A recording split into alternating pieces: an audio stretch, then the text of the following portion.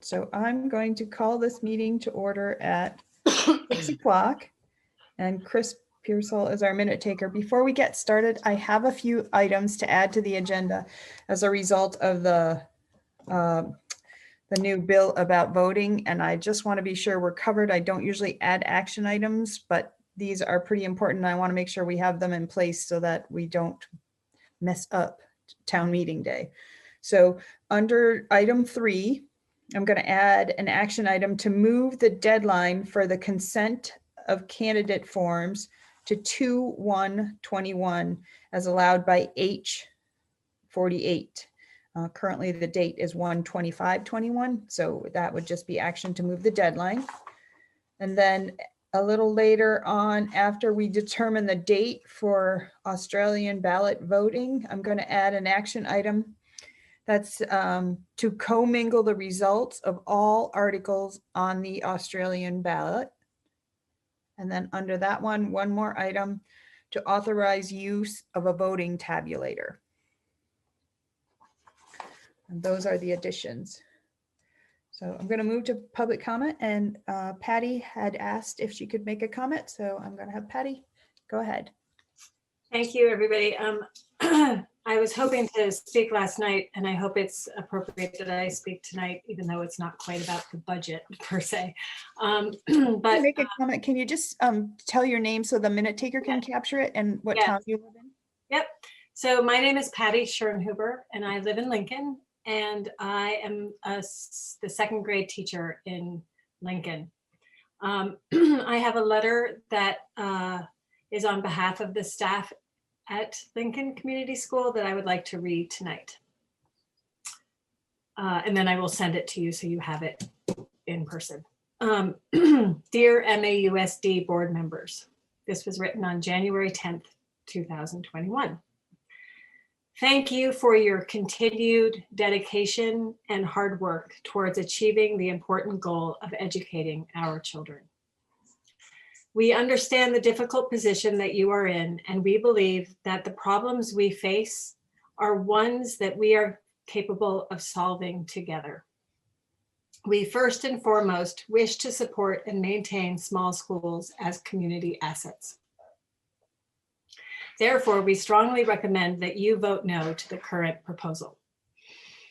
At the same time, we propose that it is in the district's best interest to engage the collective expertise of the highly qualified and devoted staff of all of MAUSD schools to create solutions which will ensure an effective education plan, even if reductions have to be made. We ask you to insist that our Superintendent Reen implement collaborative, in-depth problem-solving sessions with the principals, coordinators, coaches, teachers, and support staff, providing a productive platform where the ideas of the people who are on the ground directly working with children will produce not only a creative solution, but will increase the investment and morale of the staff. We believe that this, at the very least, is the right place to start. Thank you for listening. Thank you. And you can just send it to me and I'll send it along to be in the board minutes. Super. Thank you so much. Thank you. Is there any other public comment at this time? Tim Dumont. Yeah, so I know there was 2 meetings in 2 days, which can sometimes be hard, but there was no agenda posted for the public within 48 hours of tonight's meeting. And so that's a little unfortunate just because I think someone like Patty, for example, if the people knew there was public comment tonight at the budget meeting at the beginning, people may have tuned in to hear Patty's incredible talk there. It's a little unfortunate. And I know last night was a lot. And you guys put in tons of time, but there's no agenda posted. So that is a violation of the open meeting law. And it's unfortunate. The second thing I'll say is that the constant conversation, although not really in depth, about the difference in per pupil spending is, I think, really interesting for a couple of reasons. I had sent an email to the superintendent back in December asking for like an itemized breakdown of per pupil. Like, I didn't understand what I was talking about. Just wanted a breakdown. And within that, I wanted to know within each school, how do the coordinators and coaches, which are going to different schools on different days, I understand, how do they fit into that per pupil spending within each town and itemized so we can understand, you know, Lincoln's getting, I don't know how it works, but Lincoln's getting billed this much, and Starksboro this much. And I understand not all of them go to all the schools, but that's an important number. I was told no such positions exist. And I think I was using the wrong terminology, but I think you all know what I'm talking about. The coordinators and coaches, I've heard 20 positions, 25. I think people need to know how many, the cost, and how much of the per pupil across all the towns that number accounts for. Second, if you are including the cost of debt associated with the Lincoln Community School and the per pupil spending for that school, that is a decision that the town of Lincoln made before there was a merger. And it would be interesting to know what that per pupil looked like if you removed that. And that sort of just goes to the really, it's the most important thing that you break down and itemize per pupil for not just school board members that have, frankly, I've tried asking multiple school board members and they do not know the answers to these questions, and it's not their fault. You guys are trying your best. You're spending huge amounts of time on these matters. And I used to staff 4 statutorily required boards, the Vermont State Treasurer, and it's hard work. It's really hard work to be staff, but you guys need information so that you can then answer emails, talk about these things reasonably in these meetings. And I honestly feel super frustrated that this type of stuff isn't just out there. And I feel bad for those school board members that are struggling to understand and wrap their arms around these issues, but it's not their fault. It's not particularly the superintendent's fault or his staff. It's really a fault of the way that this was rushed through in the process, because that's why my antenna went up in December. So these are just, and I didn't want to bring it up last night because frankly, you guys had a long night.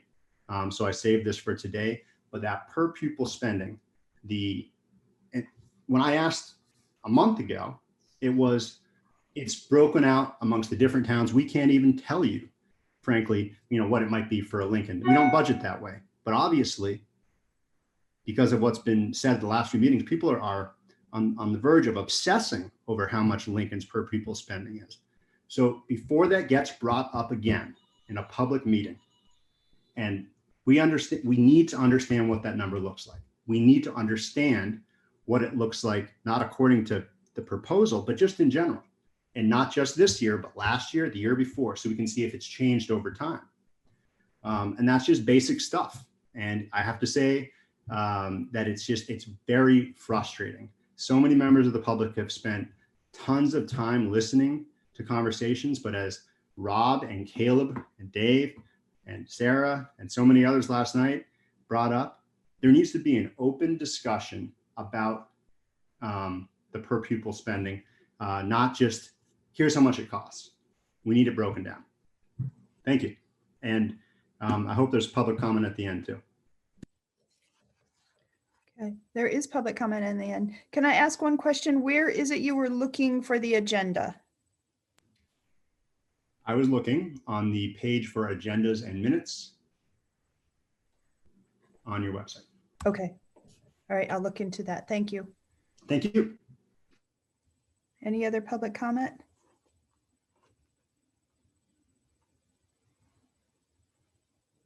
Okay. So we'll move into our discussion piece. I just want to remind board members that there is some time for questions tonight, but this is also time for us to listen to what the community has to say. And don't feel like we're not going to have a chance to get deeper into the budget. If we need to, we can do that at our next meeting, but just want to keep it balanced so that we can hear from community members tonight who have logged in to listen to this presentation. So Patrick, I guess we'll start with you. Dawn, can I just ask a quick process question? Sure. Are you inviting community members to just raise their hands to ask questions or do you want to clarify how you want to do that? So I think we'll let the board members ask if they have, a clarifying question they need to understand something right at the moment, and then not getting too deep, like I said, and then I'll look for hands up for other questions. Does that answer your question? Yep, thank you. Okay. Okay, I'll start sharing my screen. I'll walk through a presentation in similar format to what we've seen in the past, and then we can turn it over to questions.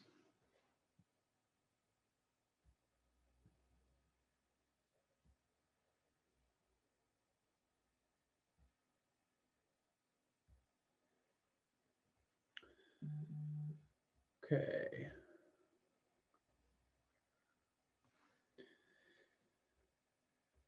So again, we'll start with assumptions as we've done in the past. So this is what we're looking at for assumptions for these January figures, specifically for FY22. I'm going to share some assumptions for the FY23 numbers that we kind of touched on last night as well.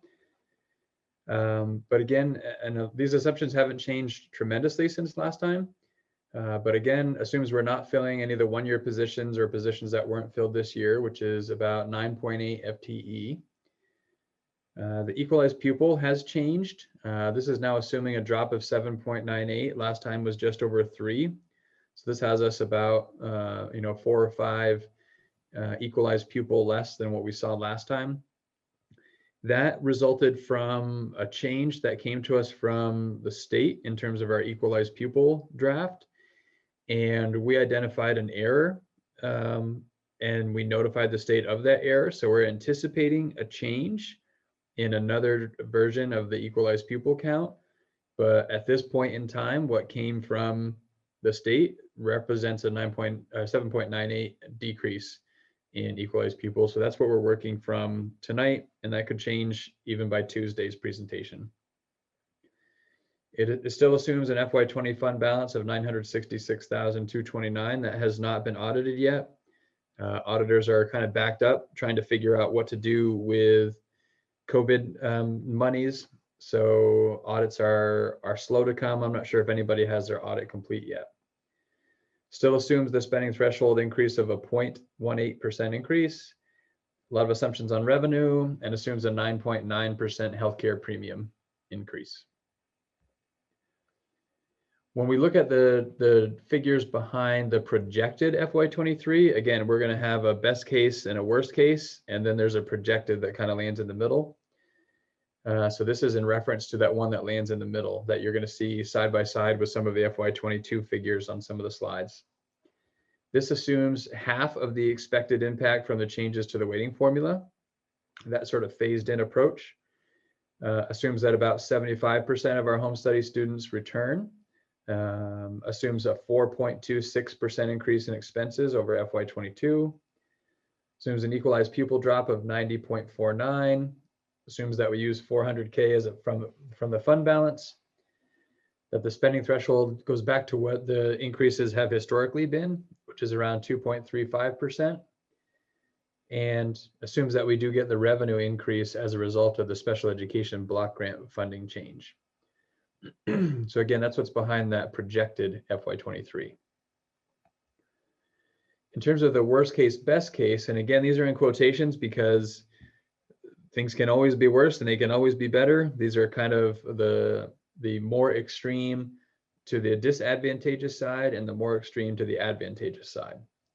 When we look at that sort of worst case scenario, this would assume we feel the full effect of the weighting study, that we use the actual ADM from FY21 when they calculate our 2-year average, not the hold harmless ADM.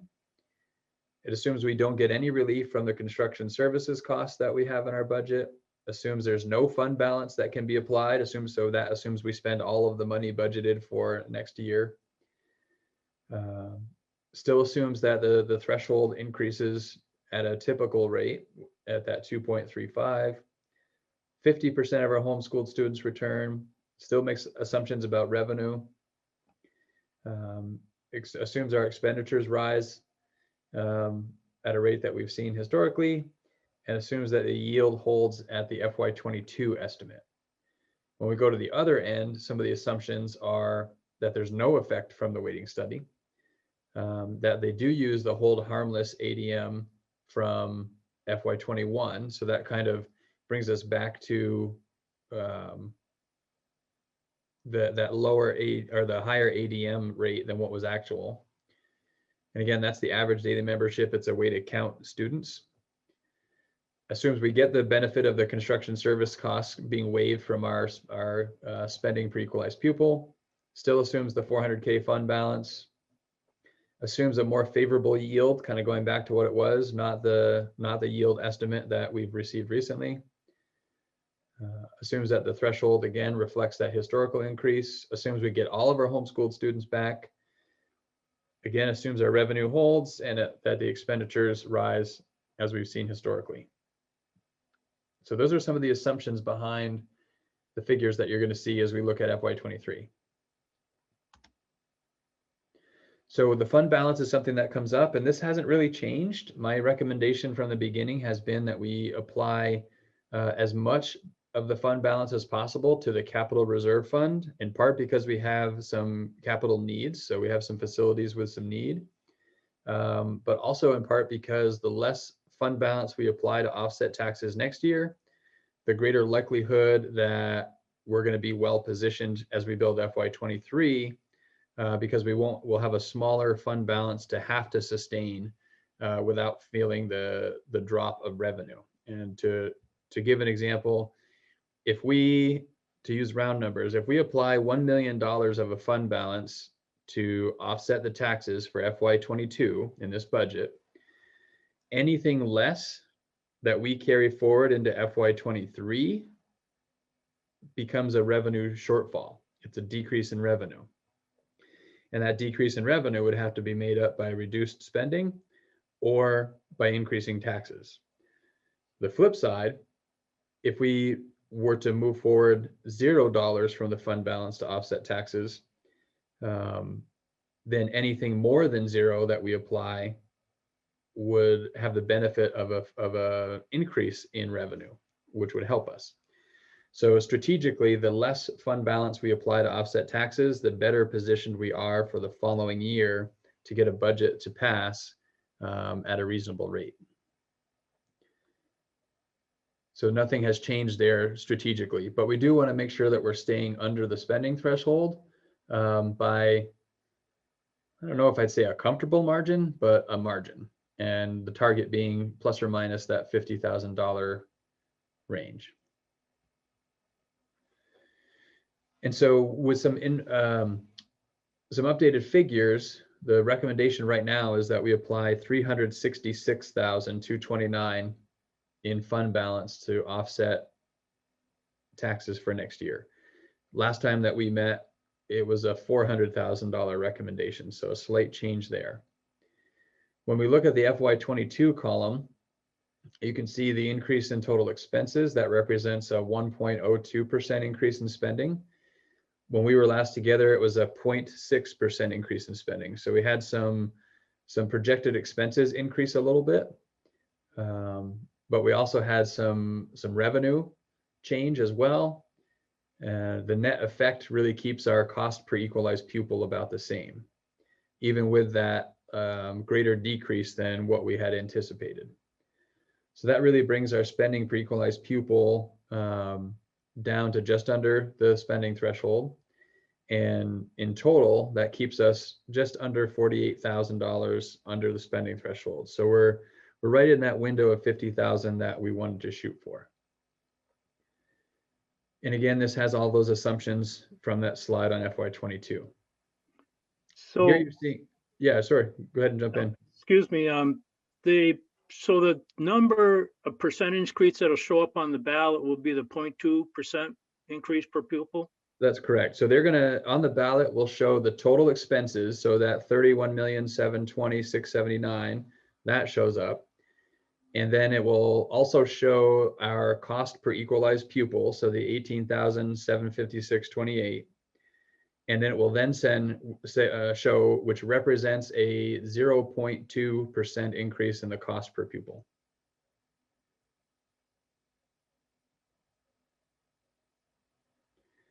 So as we look at FY23, and certainly feel free to jump in, and again, I can't see hands and things as well, so board members jump in, and Don, whenever you're ready to turn it over to community members, that's fine too.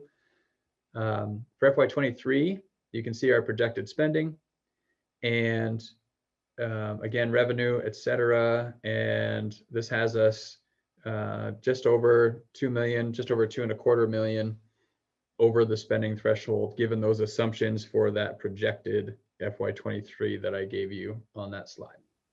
Oh, Rob has his hand up. Yeah, go ahead, Rob. Just a quick question. Has the district been in touch with those, I think you believe at one point you said 77 students who have withdrawn from the district and are in home study? Have we been in touch to sort of have a temperature check if they're looking to re-enroll in the district? Not at this time, no. Thank you. So again, we kind of saw a snapshot of this last night when we were talking about FY23, I think related to some questions that Steve had. And so this shows perhaps a slightly updated version of even what you saw last night, but still north of the $2 million mark over the spending threshold without some changes. And what we had talked about last night, this figure of just over 2 million represents about 25 positions. If that's what we needed to do, was reduce positions to get that spending threshold or to get our spending down to the threshold. And so now we're sort of looking at 23 and kind of expanding that out a little bit, looking at a best case and a worst case as compared to the projected. So again, this projected column is what you saw on that previous slide. And when we look at our best case scenario, given those assumptions that I laid out on a previous slide, that has us a little under $500,000 under the spending threshold. And we go to the more worst case scenario, we're just over $4 million over the spending threshold. So again, this figure represents about 25 positions if we're about 2 million over, and the 4 million, of course, represents about 50 positions. And then we could play that down here to the $500,000 is a handful of positions. So if we think about it that way, that's sort of what's on the horizon as we anticipate FY23.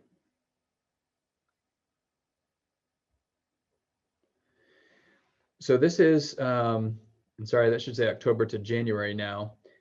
This is an attempt to kind of, again, go back to when we first saw a draft budget and kind of walk through what the changes have been month to month. And as we look at January, you can see spending has gone up some, as I had indicated, as did the revenue. And the net effect was a decrease to our education spending. And with that decrease to the education spending, along with a decrease to our equalized pupil count, that kept our cost per pupil pretty close to the same, within $3, and keeps us under the spending threshold and just about hits that $50,000 target.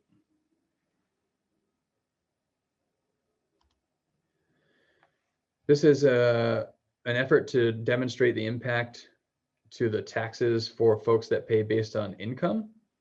And again, this uses the 366,000 of fund balance, and it uses the hold harmless figures. And here you can see the impact. And again, this assumes the Addison County median household income from 2018, which is still, as far as we know, the most recent household median income information that we can get.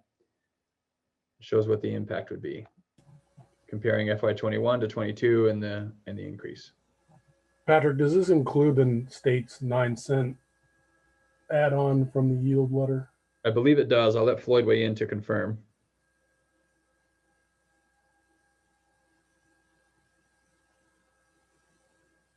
Sorry, it does, which bodes well based on some of the information we're starting to see trickling out, that the net effect of the tax impact may improve. It might be helpful if this is going to be part of the final information package to note that here somewhere. Yeah, Floyd and I have had some back and forth conversations about that. You know, we hear things, and then there's what we have in writing. Yeah. We have tended to go in terms of a presentation with what we have in writing. And then we hope that what we hear, we actually get confirmed in writing so that we can sort of bank on it to the extent that we can bank on anything. Yeah, I mean, I understand that. It's just that if people look at this slide and their increase is 4.64, and then they looked at your previous slide, it said it was only going up by one something. I can see people scratching their heads because they don't know where the extra percentage increase came from. Sure. I think it's important to recognize that that a flat tax was a 9% increase with this new yield, meaning a flat spending. Yeah, I may have my terminology wrong, Floyd. It's just, I know that the state was throwing something on top of what we're doing here, whether we were doing a good job of it or not, they were throwing some increase on top of it. Correct. Mm-hmm.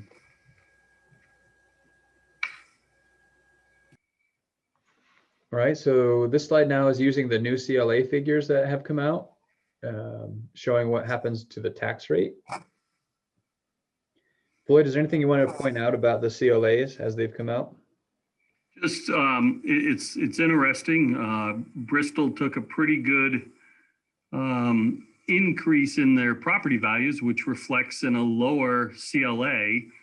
On the other end of the spectrum, Lincoln, their property value picture is less than is moved in the other direction. So it's actually improved, lessened the tax impact for Lincoln. Moncton is more on the Bristol side, New Haven again on the Bristol side, Starksboro in between Lincoln and New Haven, but still Starksboro taking a pretty good increase to the tax rate due to the CLA impact. Any questions on CLA, what that means? We've kind of talked about it a bunch, but my assumption is that it's a known item. I'm happy to speak to it if there's a question on how it works a little.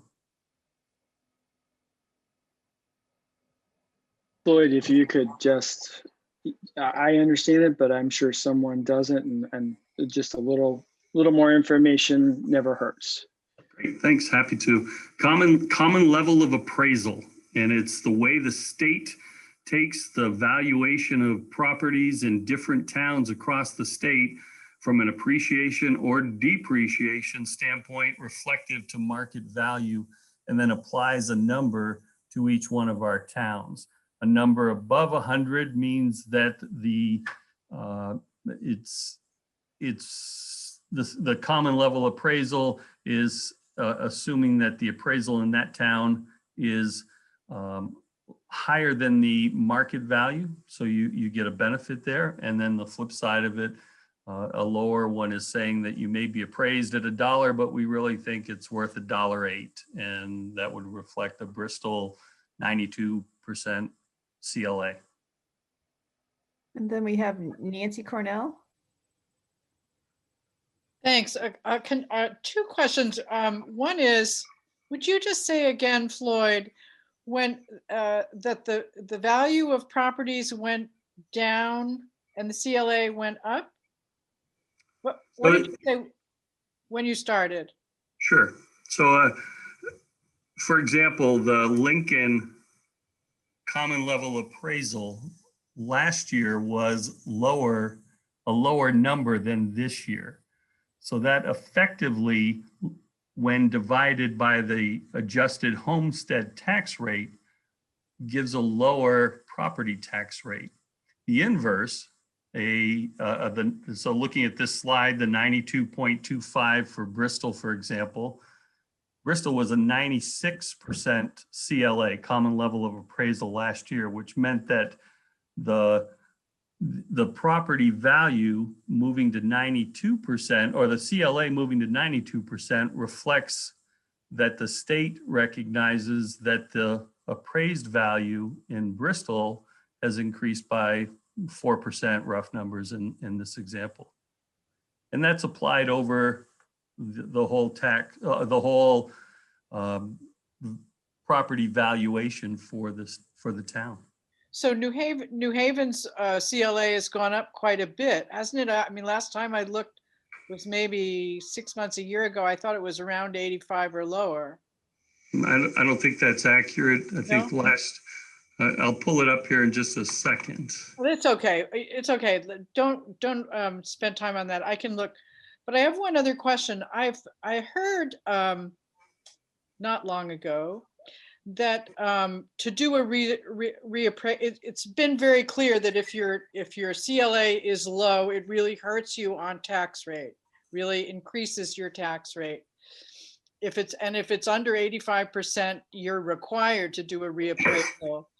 But I've been hearing that to do a reappraisal, a town now, because it's so complex, has to hire professional appraisers, and that it's very hard to find them. And therefore, towns are waiting 1-2 years, even longer, once they try to get a reappraiser to help them, a professional one. So I've been hearing there's a big wait time on reappraisals, and also that nobody's training new people to be reappraisals. Have you heard that same thing? I know that there's a backlog on it. To address your question about New Haven, the CLA last year was 93.51. Okay. So I'm way off. Thank you, though. Sure. And Paul Forlenza has his hand up.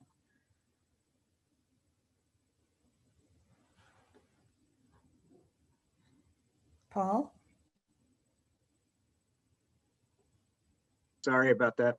That's right. I'm trying to understand the relationship between, and maybe there is none, per pupil cost and tax rate. So if Lincoln has a high per pupil cost, why is the tax rate lower than others? Is that simply the CLA calculation, or is there something else going on? Well, there's no correlation between the town of Lincoln's student count and the town of Lincoln's tax rate. The tax rate is driven by our district. Why, if you look, the homestead tax rate across the board is the same for everyone.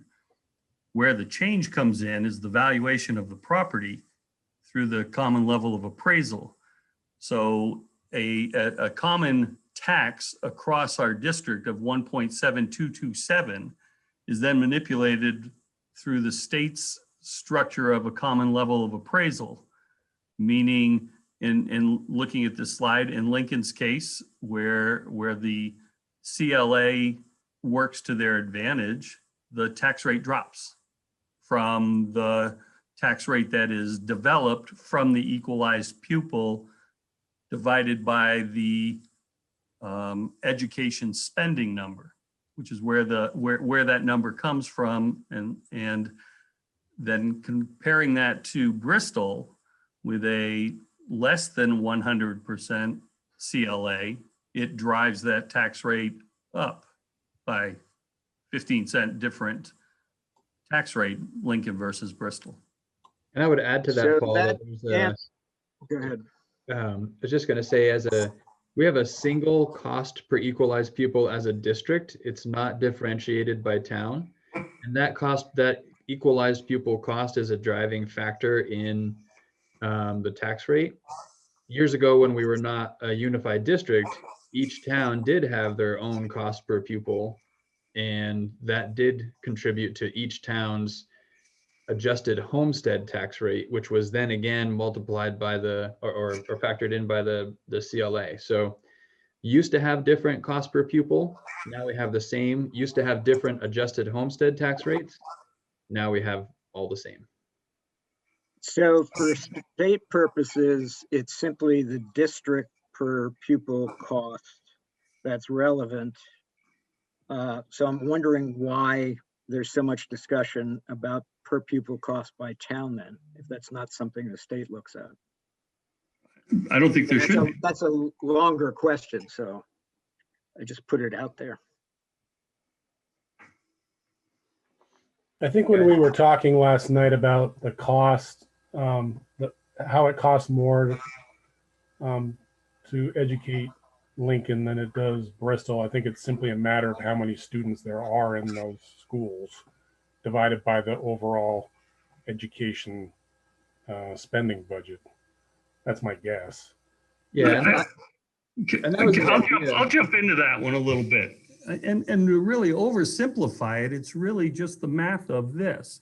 If we hire a, let's say librarian, and a librarian in Bristol with 200 and some odd kids might cost per student annually, $298, because the Lincoln, both schools need a librarian.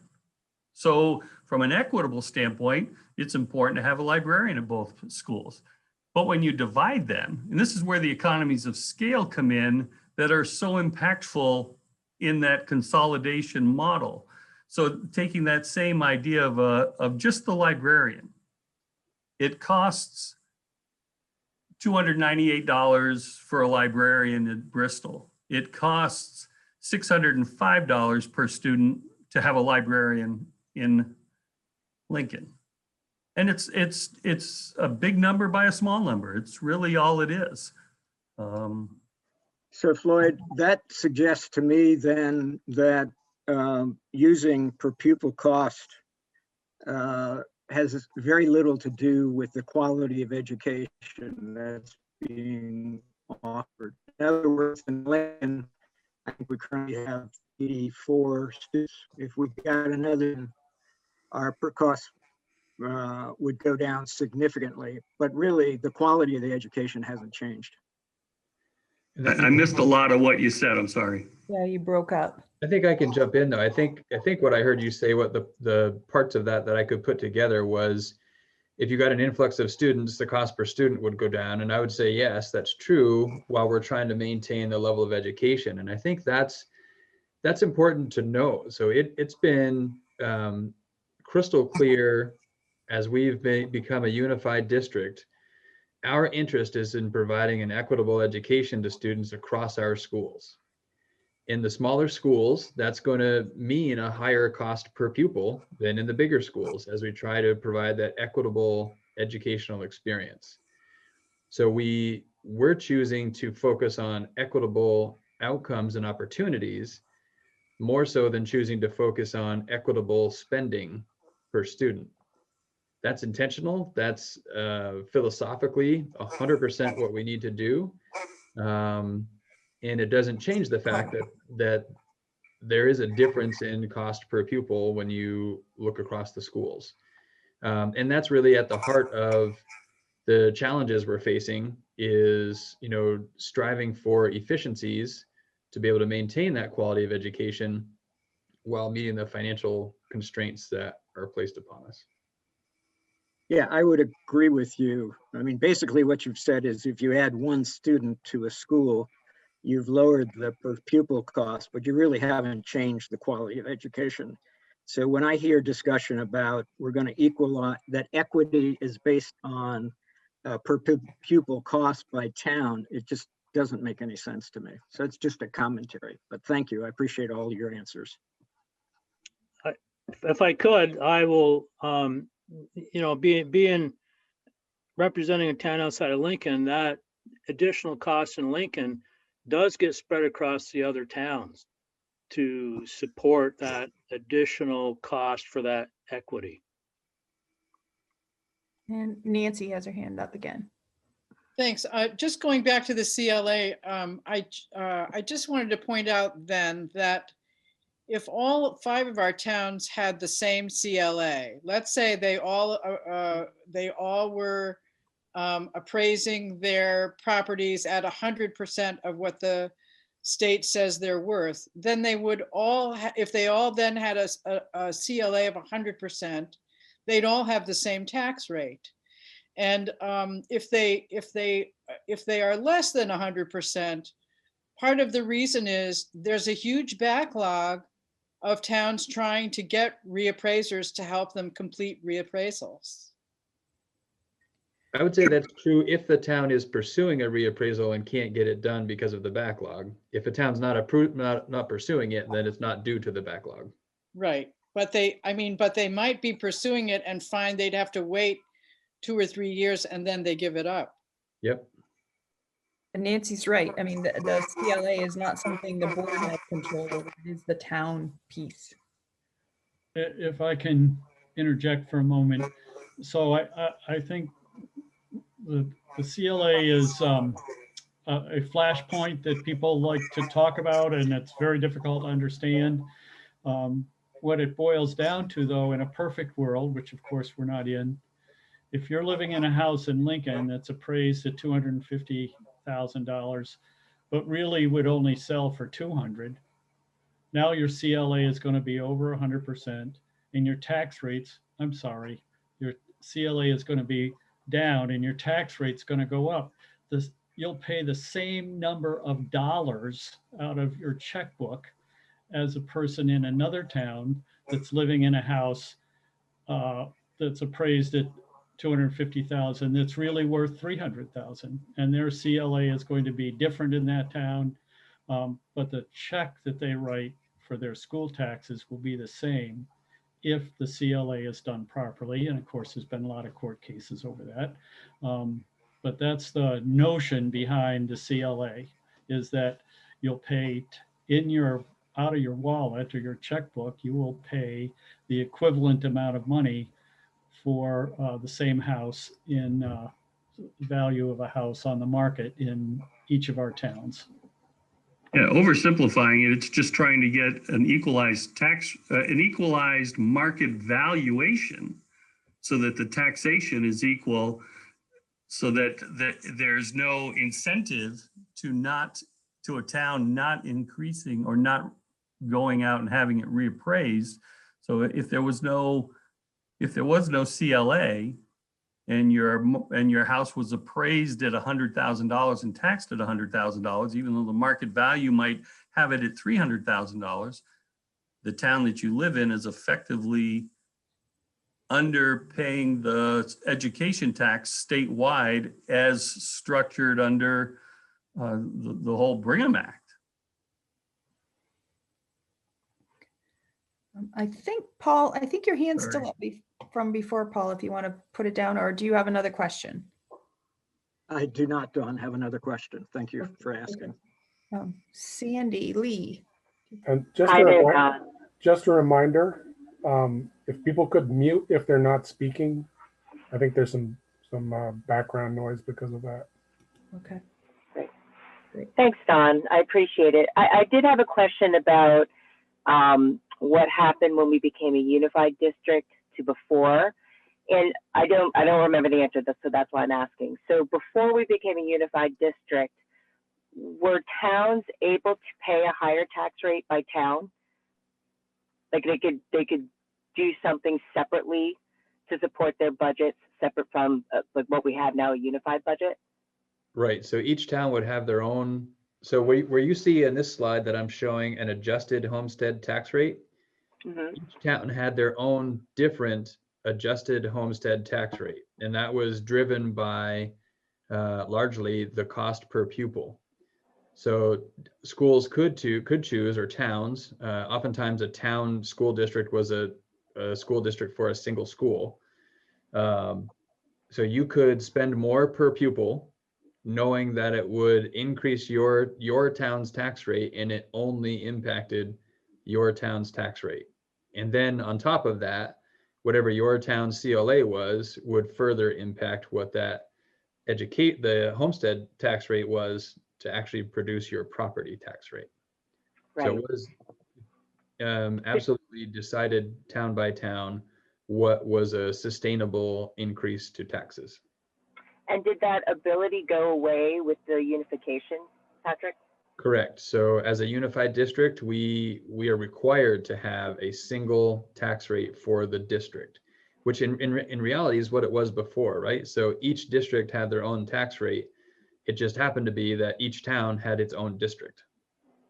Right, but they had so is there nothing out there that gives the town the ability to, on its own, if it wanted to as a town, contribute more? No. And there used to be, though, but there used to be. Correct. Oh, I think towns, individuals, towns, boards, committees can spend more money on education in their community outside of the school budget and outside of the tax rate. So an individual in Lincoln could create $1 million fund to pay for athletic equipment at the Lincoln School. And I don't think that that would affect the education spending or the tax rate in that community. But would it change the math in terms of the cost for that school or how we look at each small school, not just Lincoln, but other schools in our district? No, I don't think it would. So, you know, the school PTO is a good example of that, right? So our schools have PTOs.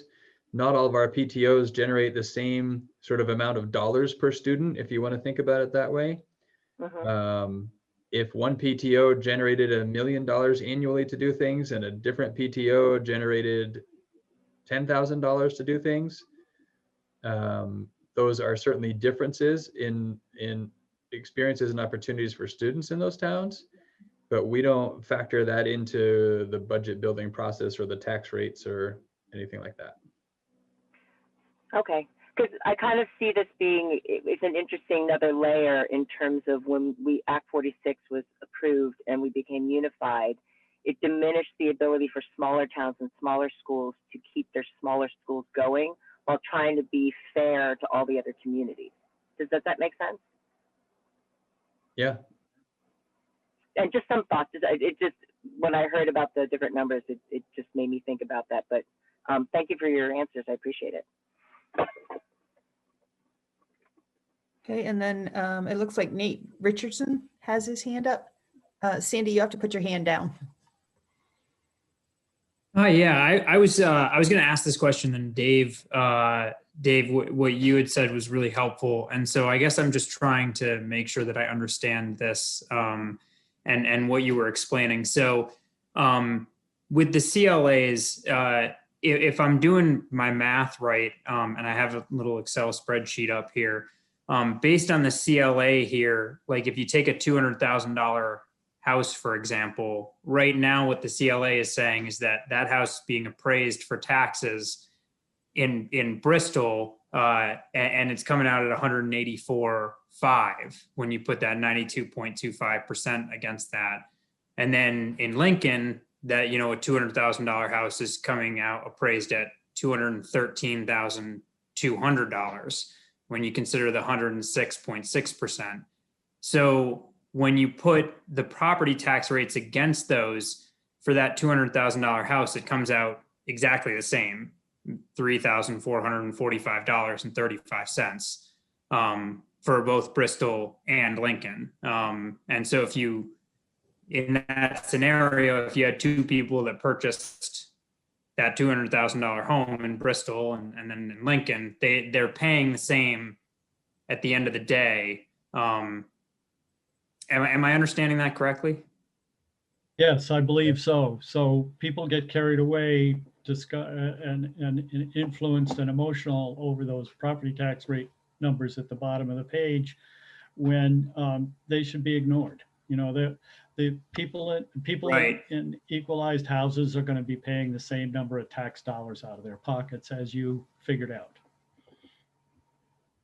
Right. Okay. Yeah. And that's really helpful. So I suggest that a scenario like that might be included in a slide like this, just to help add that really helpful context. Because I think, to your point, David, I was kind of taken aback by the differences, and then once it was explained and that scenario was drawn out, it was really helpful in understanding that I was mistaken in being taken aback by the differences.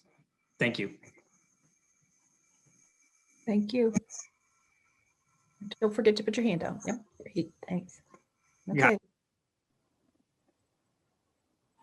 All right. I don't see any more hands, Patrick. So I guess we can move ahead.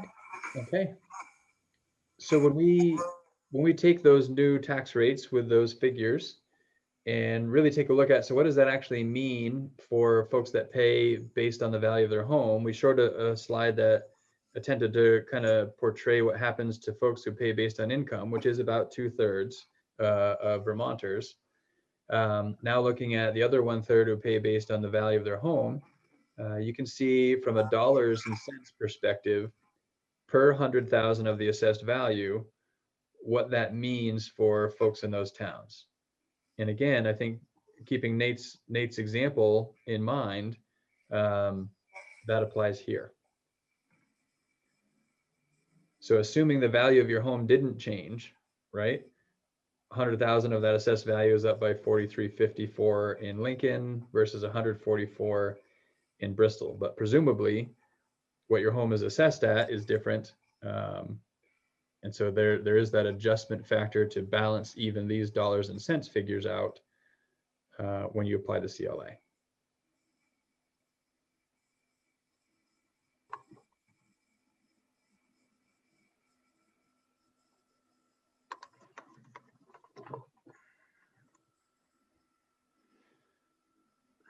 And I think this is the last sort of overview slide for this.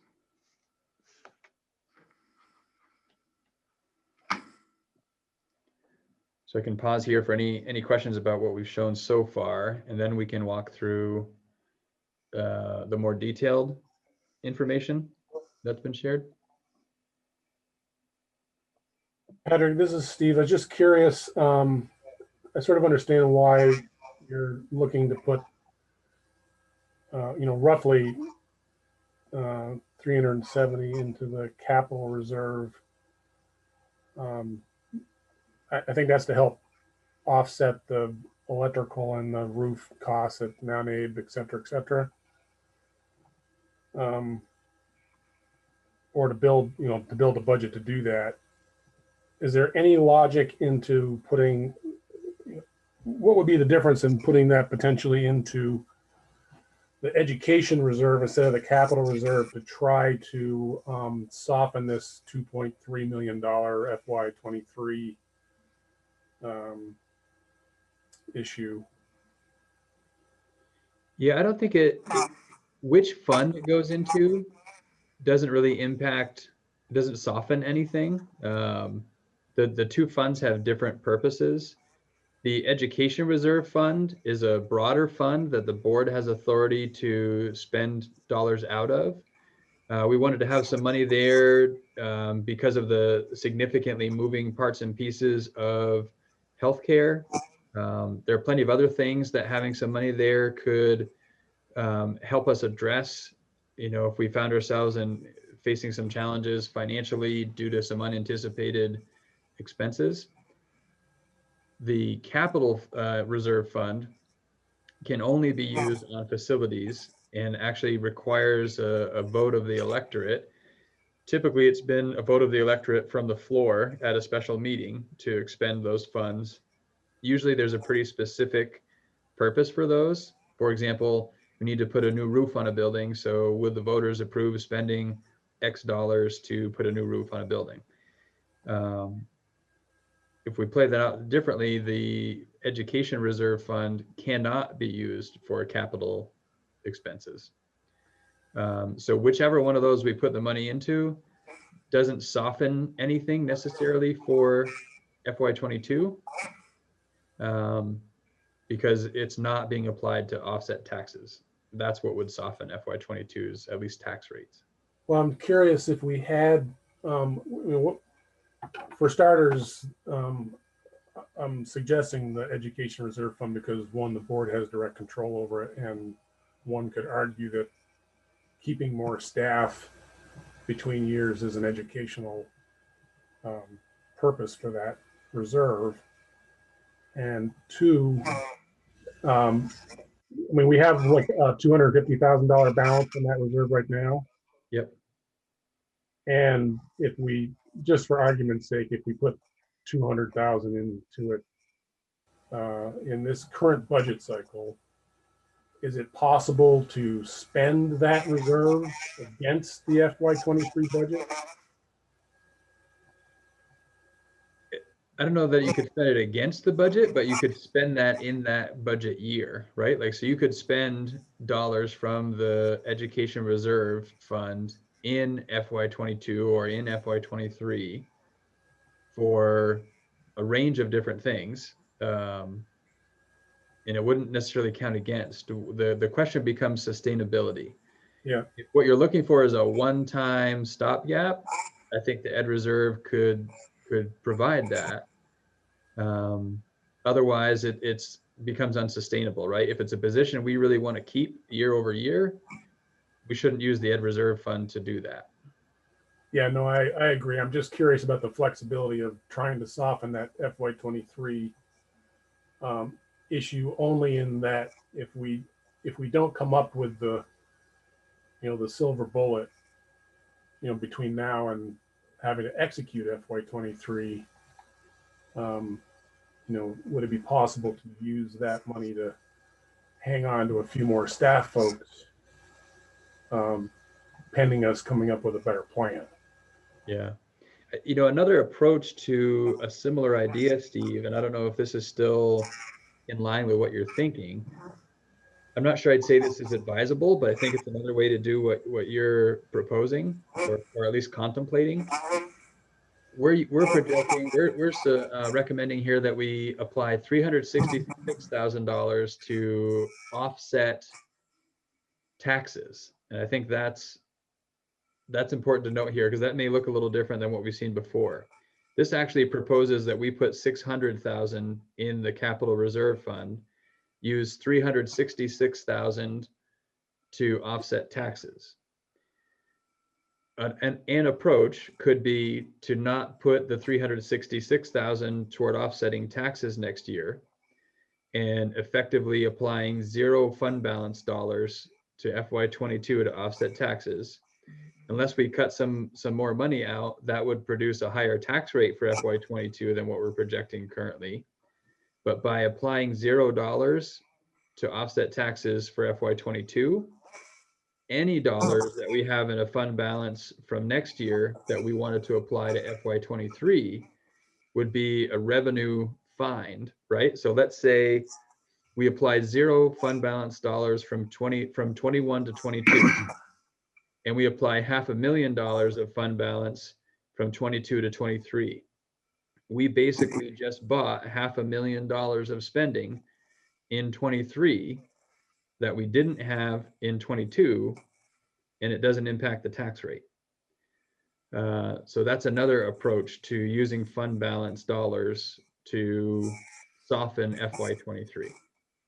Thanks for that clarity, Patrick. I got confused with Steve's question. So we, as I understand it, and correct me if I'm wrong, we have nearly $1 million in dollars in the bank in excess of what we need to finish out this year. And you're proposing we put 600,000 in the capital reserve and nearly 400,000 to in the revenue line to reduce taxes for FY22. Almost right. It's not $1 million for this year, it was last year. Okay, yeah, right.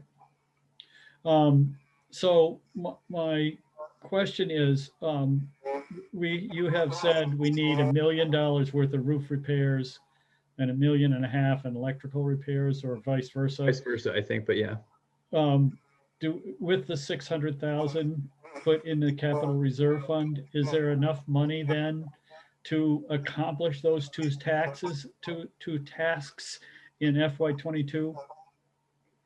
So we currently have 600,000 in the capital reserve fund. So this would put another 600,000. So that brings us up to 1.2. And then we do have $1 million in construction services in our budget. So we could tackle one and maybe almost both if we depleted that capital reserve fund, which we may want to do and we may not want to do. If we have an emergency situation that we didn't anticipate and we depleted our capital reserve fund, that can put us in a little bit of a pickle, but it's an option anyway. So if we put the additional 366, 229 in capital reserve, we could accomplish both tasks and still have a little bit for emergencies and capital reserve. Right. And then we would probably cross our fingers that what we actually get for costs, because these are estimates at this point, maybe come in a little lower, and that gives us that much more cushion. And there are Okay, plenty of thank other you. projects that are needed. Those are two big ticket projects that come to mind, but there obviously are plenty of others. And Patrick and I have been bouncing back and forth with the capital construction bill that is sitting on a wall somewhere in the legislature. Should that come to fruition, there's great advantages to us from a education spending standpoint to identify this as capital money.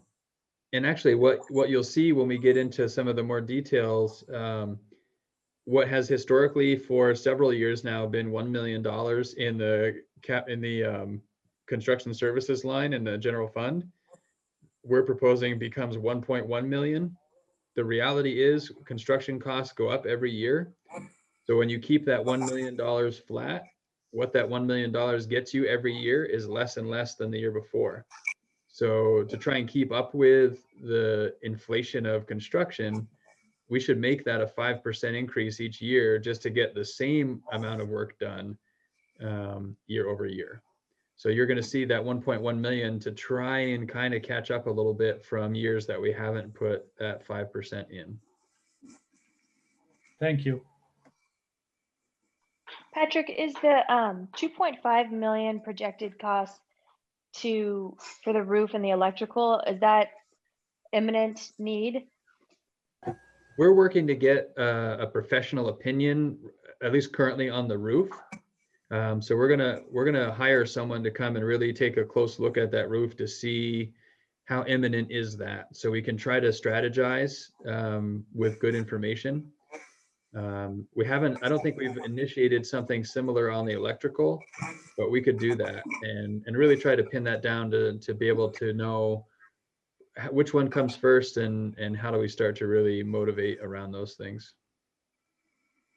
I got a question about the construction services exclusion. That exclusion, that money would still be treated as expense money, wouldn't it? And so that would exclude us from the penalty for equalized pupil, but nonetheless, that is an expenditure, a budget expenditure. So we're not really saving anything.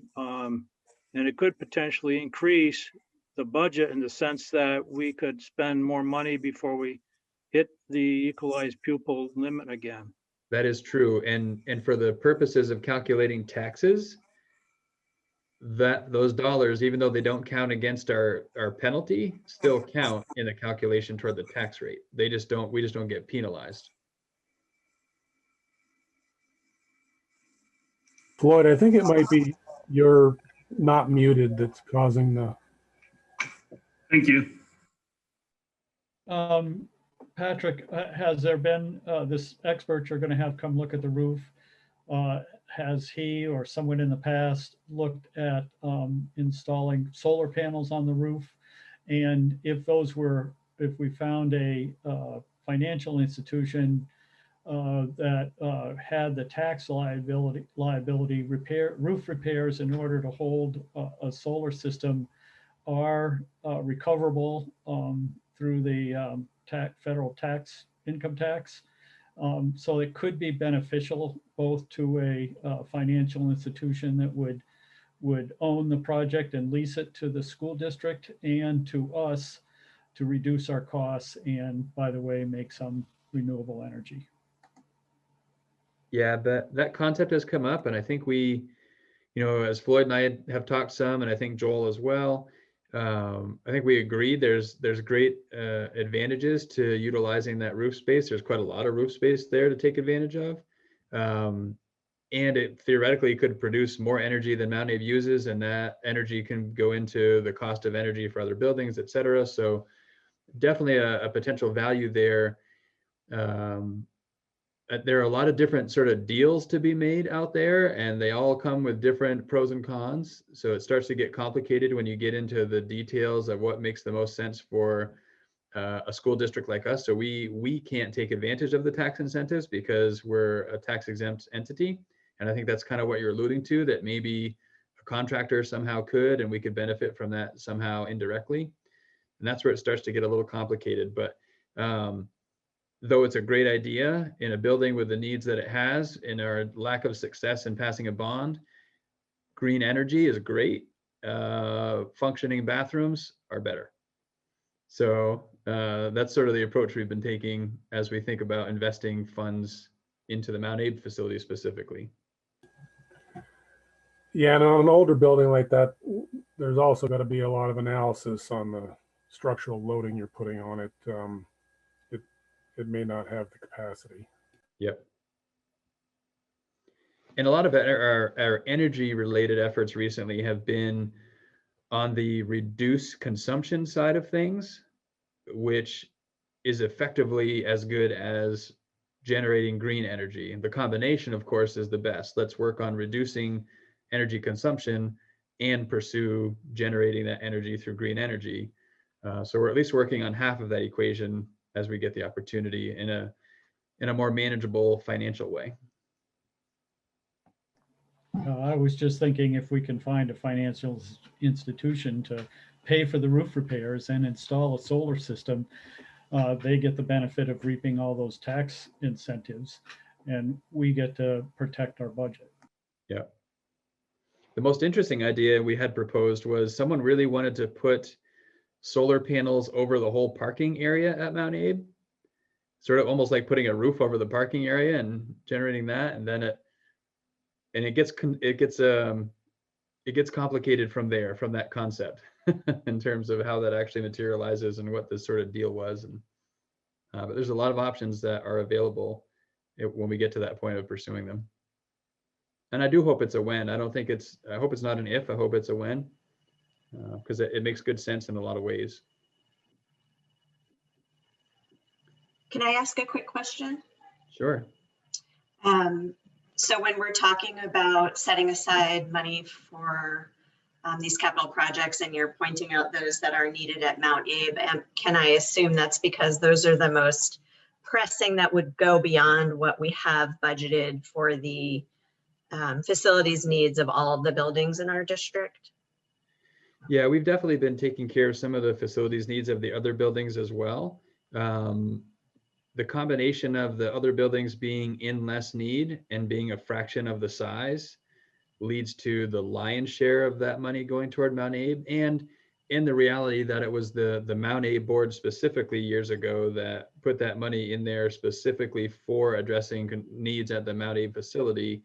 We're trying to kind of honor the intent of that money there. But most notably, when we made some major security upgrades in all of our schools, that money went toward those upgrades at the elementary schools as well. So we have historically been using that for needs beyond Mount Abe, but really try to target the bulk of it to Mount Abe specifically. And then can I ask a follow-up question? So the security needs that were prioritized across all elementary schools, do we have a sense of the ADA accessibility needs across all of our elementary schools? So those needs may not be the same as a roof or electrical access, but I'm just wondering about, and maybe this isn't the time to go into the deep dive on that, but as we think about the different buildings in our district, those that are not fully accessible to all students, and how we plan for costs to ensure that they are, or even those that are accessible and that are accessible in a subpar way. I would point to the elevator at Mount Abe as being a good example. Yeah, I think it's a fair statement that our buildings have different levels of accessibility. Absolutely. And I think I spoke to that a bit in my recommendation as to why the buildings I selected to be used were the buildings that I selected. And I know we have reports that speak to accessibility on a building by building basis, but I don't know that we have a comprehensive report that looks across all schools and sort of triages need. That may be something that would be worthwhile. I think it's a different lens than the information we have.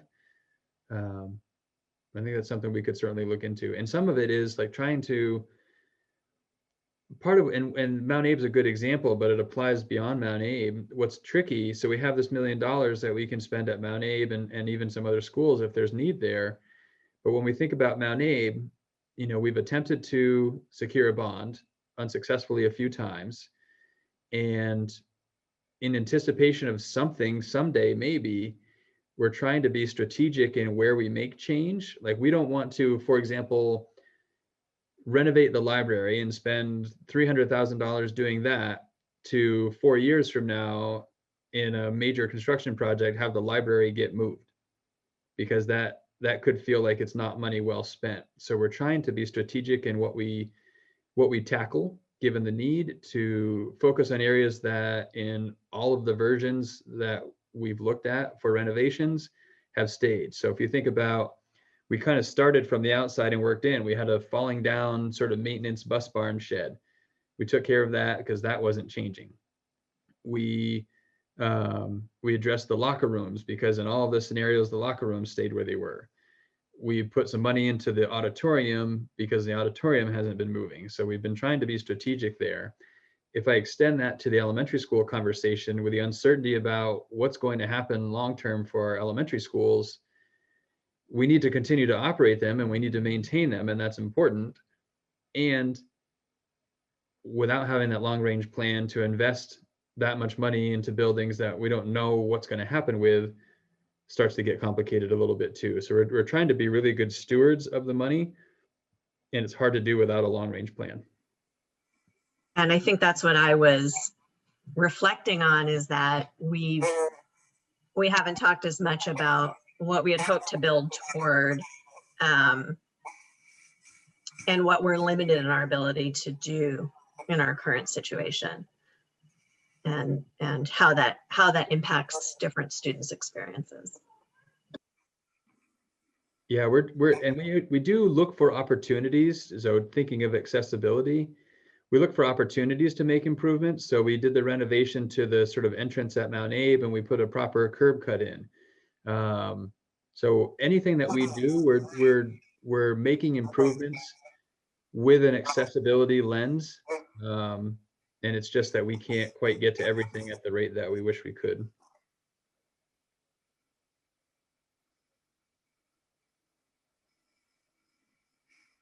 Okay, I think we probably should move along because it's getting about 7:10.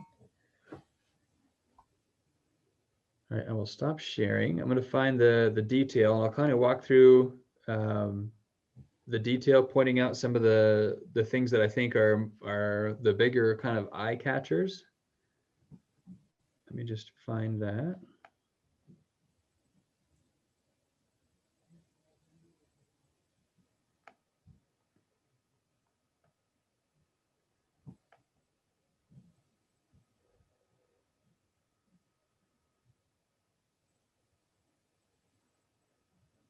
And again, I've shared this with the board, and we can make it available on the website following tonight's meeting. So folks can have a chance to dig deeper ahead of Tuesday's meeting and then ahead of the annual meeting when we get to that.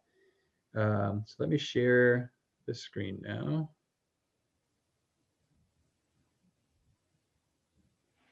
So we kept the same format that we used last year. That was really well received as we reflected on some remarks that we heard from our community the year prior. So definitely took a, if it ain't broke, don't fix it approach. So that's what you're seeing here. This is the overview page. And you can see here kind of the color-coded expenditure lines. On the pages that follow, each of those color-coded lines are broken down to a finer grain of detail. There's a lot of other detail behind the level that you'll see tonight, but this is the level of detail that seemed satisfactory last year. So that's our place to start. And you can see overall, when you look to the right, pretty modest changes in expenses, some downward, some upwards. Probably the biggest attention grabber, if I can get my cursor there, is this 10% increase in the building improvements. And that's exactly what I just spoke to, which is that making the 1.1 million to try and account for the increase in construction costs. Then down here, you can see the various revenues as well. And of course, the revenues tie into the expenditures, and that kind of gives you that balanced budget. When we start, Patrick, if we're if you disregard the 10% we chose to put on construction, what are the other change categories average out to? Do we know? boy, it's a good question. So if I'm looking at this just kind of quickly, if a $321,000 increase is 1%, and we change that to a 221,000, that's close to a third. That 1% increase becomes somewhere around 0.66% increase. If my logic makes sense. Okay.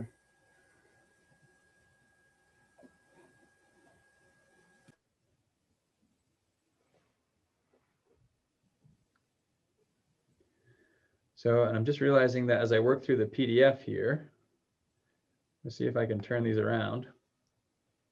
So that's going to be Patrick, you show a debt service of $200,000 when we were looking at for Jen's finances yesterday. I forget the numbers, but I didn't see a $200,000 debt service for Mount Abe. Did I miss that? Nope, I can explain the difference. So what you see here, and actually the 203,000, there's a default, just sort of 2% increase here.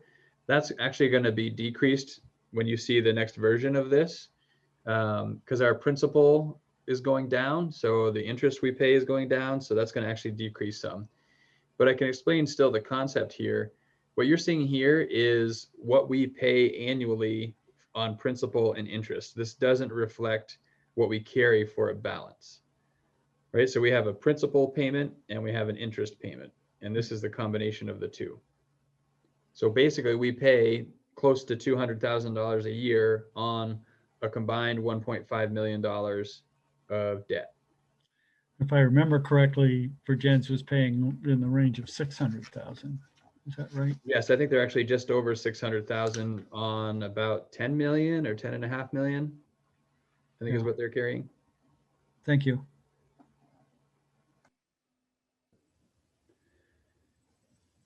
And let me see, I'm going to stop sharing for a moment and see if I can pull up a different electronic version of this to be a little easier on everybody's eyes, so you don't have to turn your head sideways or tip your computer or whatever you'd have to do. Give me just a minute.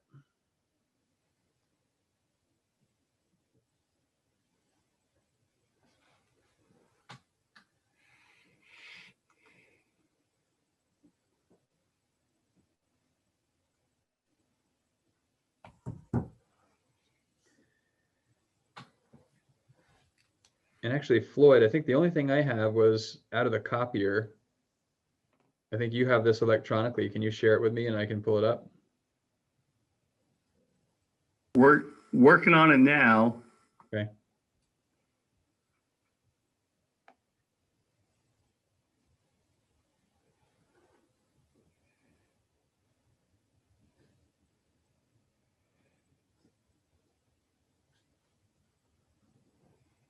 We need some elevator music or something.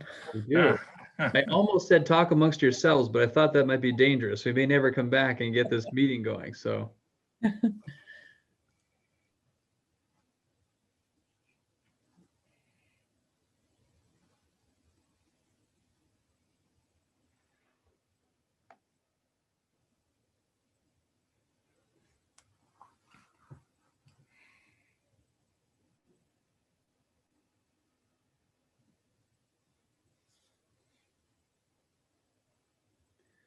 Let me know when it's on its way, Floyd, so I can impatiently hit the refresh button. Well,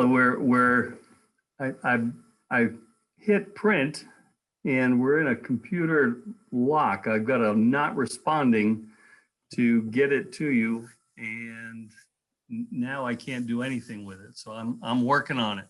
I'm sorry. And you said you hit print, but I'm not looking for a printed version. I'm looking for an electronic. I was printing it. I was taking it from an Excel and printing it to a PDF and sending that to you. And now locked. Patrick, do you have a thumbnail view off to the side of that? In the one that the PDF that you have? I'm looking. If you right click on one of those thumbnails, it'll give you the rotate document command, and you can rotate the whole document. Oh, there you go. Never mind.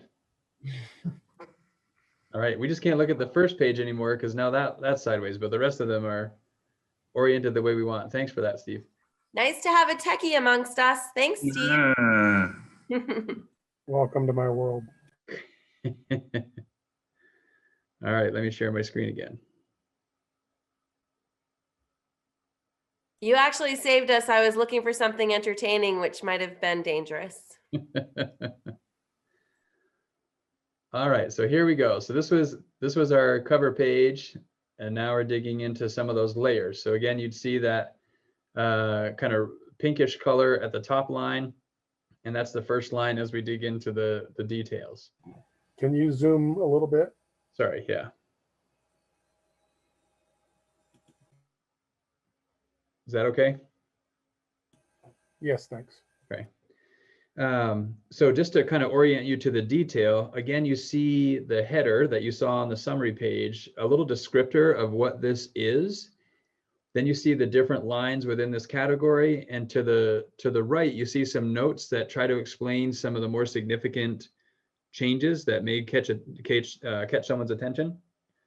So direct instruction, this is really looking at all of the costs that are associated with general instruction, including teachers' salaries, insurances, other benefits. Also includes classroom supplies, equipment, textbooks, interventionists, and preschool partnerships associated with the general education. So again, what you see here is relatively modest changes in most places. You see a lower increase from a percent standpoint in salaries than you might expect. And that's a result of not filling some of the positions that were vacated. We've talked about that coming into this year. We had 9.8, I think, FTE positions that we did not fill. And so that reduces what you would see there for an increase. And of course, that has an impact on insurance and Social Security and all those other things that are related to personnel. So you do see the salary change here from not filling those positions. On the insurance side, you see a 7% increase, which again is less than we might have expected to see, given that premiums went up 10%. But with fewer people, that was mitigated to an extent. A couple of other notes around the retirement workers' comp, that's up a little bit. So again, there's sort of a trade there. Some of the people may have chosen some retirement. And there's an expense on that side of it. Let's see, professional education services. There's some intensive needs that we're expecting for students forthcoming, and that's represented there. And then the early education, that tuition to private schools, when we're looking at the direct instruction regular ed, I think if I recall, Floyd, looking at this is largely the early education dollars that come into the school system and then out to our private providers to cover the 10 hours for pre-K students. Exactly. And Nancy has her hand up when you get to a stopping point. Yeah, I think that mostly addresses. There are a couple of other notes there for some small changes, but I can pause there and take a question. Patrick, I heard that there was a bill introduced in the legislature to pull any health insurance increases out of the formula for spending per equalized pupil. Did you hear the same thing? I've heard that. I hear a lot of things. What materializes is really what I look for. Okay. But yes, I have heard that. I think there is some interest. I've heard from some of our local legislators that there's an interest in looking at healthcare. One idea specifically was, if we can't really take all of healthcare out, maybe just the increases in healthcare because they're so significant each year. The question remains, so the devil's in the details, right? Great if the increase in health insurance comes off, but they lower the spending per pupil that's allowed, the net is really what impacts us, and it's hard to know what the net would be. Yeah. Yeah, my suggestion was actually that they raise the spending threshold. They're using the NEEP index right now, and that may be a good barometer for the general escalation in the economy. But we get directly impacted at a very detailed level by the specific increase in health insurance. And if they were to at least accommodate that on top of the NEEP index, the spending threshold would rise, to float along with whatever those numbers were. Yeah, I don't disagree. And I think what starts to get complicated when we're talking state level changes is, I think there's some belief at the state level, perhaps a great deal of belief. I don't have a clear picture that controlling spending in Vermont to help make Vermont more affordable is a really key strategy in turning around our demographic challenge.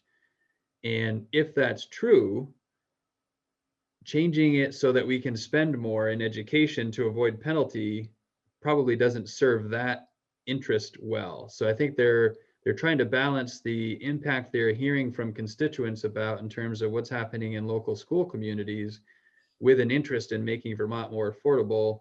And those two things bump against each other a bit. Well, investing in broadband would be a better way to turn the enrollment problem around. Yep. All right, so if I continue on, now in the yellow here, this is direct instruction and special education. So these are the costs associated with special education, including the special educator salaries, insurances, and other benefits, and supplies, equipment, textbooks, federal, state, and local dollars that fund special education to meet the individual needs of students. So this is sort of looking at the bulk of our special education spending. And you see some greater changes here, which has historically been something that we see in the area of special education because need changes year over year. And we have a moral, ethical, and legal obligation to adjust our services to meet those needs. And it doesn't take too many students changing needs or incoming students or whatever the case may be to create pretty significant percent fluctuations in this area. But what you do see here in a few places are the reflected reduction of 5 positions. So you see a lot of those decreases there. And then of course, mitigated by the expected 10% increase in premiums. With 5 fewer positions, we're not seeing quite the 10% there. You do see some increases in purchase services, travel, communications, and tuition to private schools. And those changes are really directly based on anticipated student need for the coming year. And then in supplies, you see a pretty significant percent change. And that reflects efforts that went into kind of gearing up and retooling and rehabbing what used to be called the White House, which we then painted gray. So now it's called the Gray House, which is an alternative instructional environment for some students with some intensive needs. And we have a partnership program actually in that building. We have a student from Madison Central who has joined us there, which is great to kind of collaborate. And we partner with an outside agency to provide some of those services in-house with some of our folks. So there's been some educational opportunities with some of our folks working side by side with these kind of experts in this area. So it's been a great thing. I think we're serving students well there. Susan could go into depth on that if you were interested, but it did take some money to kind of get that up and running. And what you see here reflects wanting to keep that going.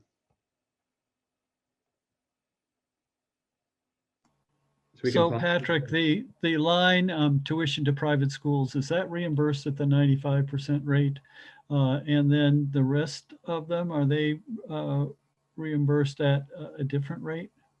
Yeah, it's not exactly that clean. Like that whole line wouldn't be reimbursed at 95%. So let's say in that line, there's a student whose cost for their needs being met is 100,000.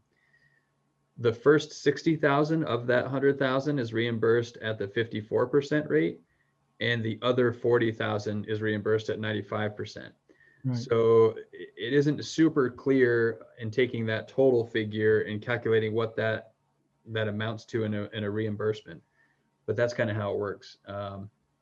And likewise, in some of the other places where you see some purchase services, in there could be some expenses that exceed 60,000 and would trigger the 95% reimbursement rate. Right. So the rest of them are at the 54% rate. Yeah. Yeah. And Basically, there's a year lag in that, right?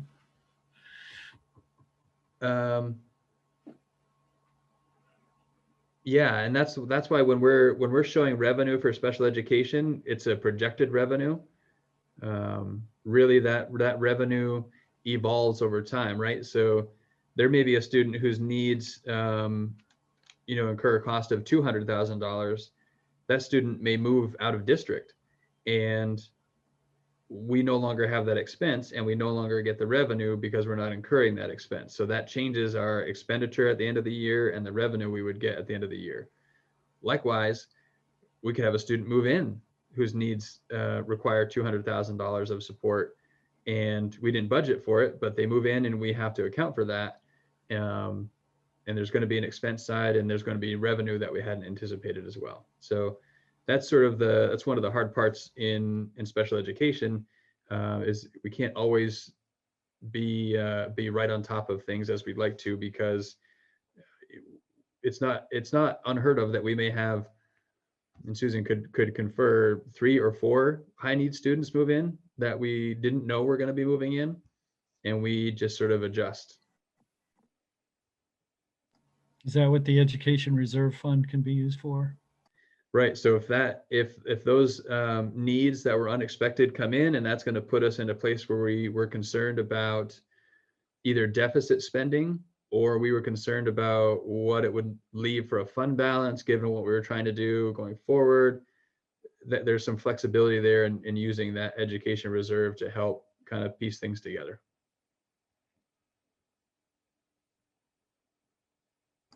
Thank you. You're welcome. The next line, or the next category, is substitutes. What you'll see here, so you see a 0% increase. I think the story here could be, as you look at the actuals from FY20, they're low, but we need to remember that somewhere around a quarter of FY20 was all remote learning.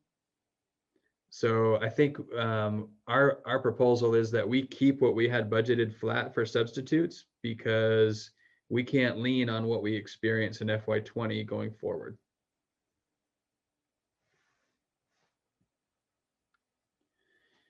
Then we'll move into the vocational education.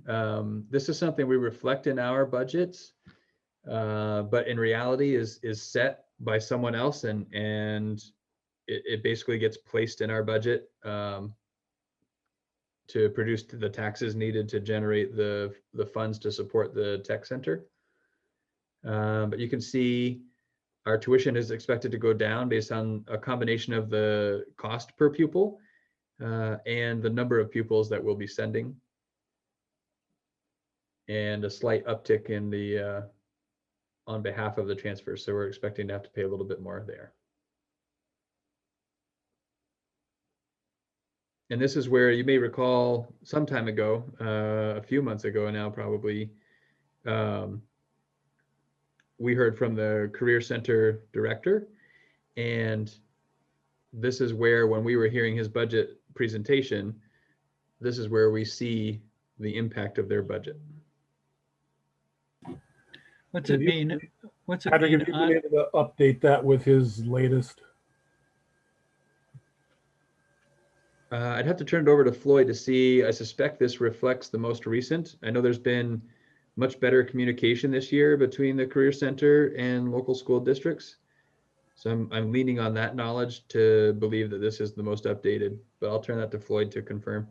We're pretty confident with these numbers. The new financial person over at Hannaford has been very proactive, has gotten information to us, and has given it a couple of changes along the way.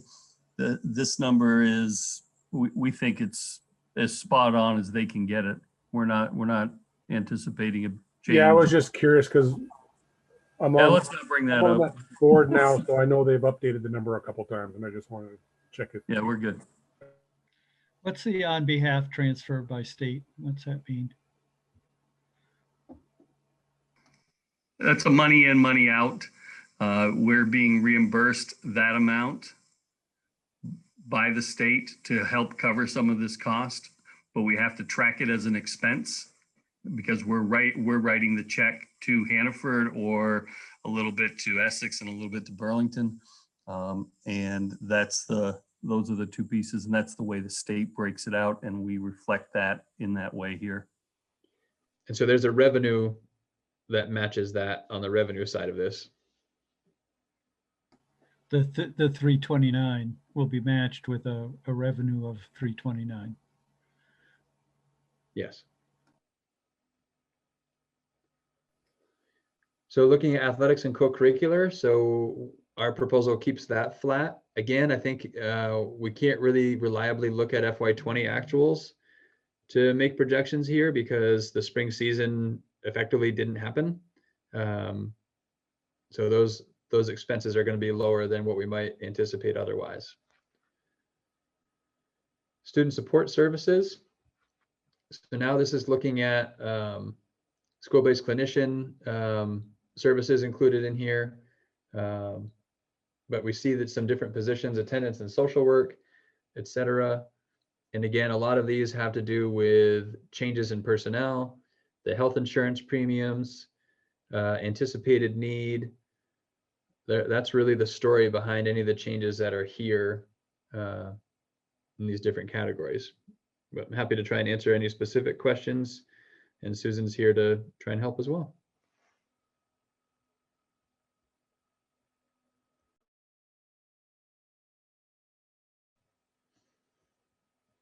All right, hearing none, we'll keep moving on to professional development.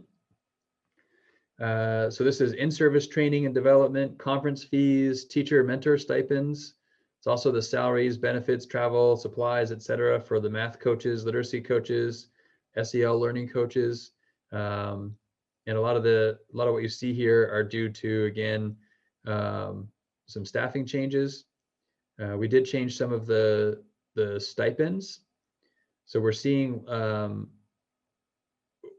less need for the stipends. I think in part because of the work that our coaches and interventionists, in particular coaches and coordinators probably are doing.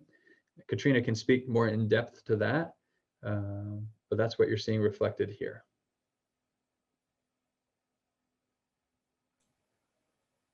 Mount Abe changed their teacher leader structure. So it's a little bit more condensed and a little bit more focused on teacher leadership as it relates to curriculum instruction and assessment as well, and a little bit less around what we might think of as a traditional department chair or department head. And that's what's reflected where it says 10 less teacher stipends needed. And then the one less FTE was last year we had a literacy coach position open that we chose not to fill.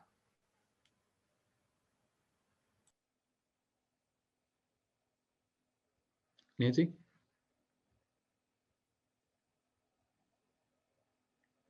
Oh, you're muted, Nancy. Sorry. What's the total FTEs for the coaches in all three areas? We have 3 literacy coaches, 4 math coaches, and 3 social emotional learning coaches for the 6 schools. That's what's reflected in this portion of the budget. We also have a 0.5 proficiency-based learning coach in a different part of the budget. And we have 1 FTE special education coach also in a different part of the budget. Thanks.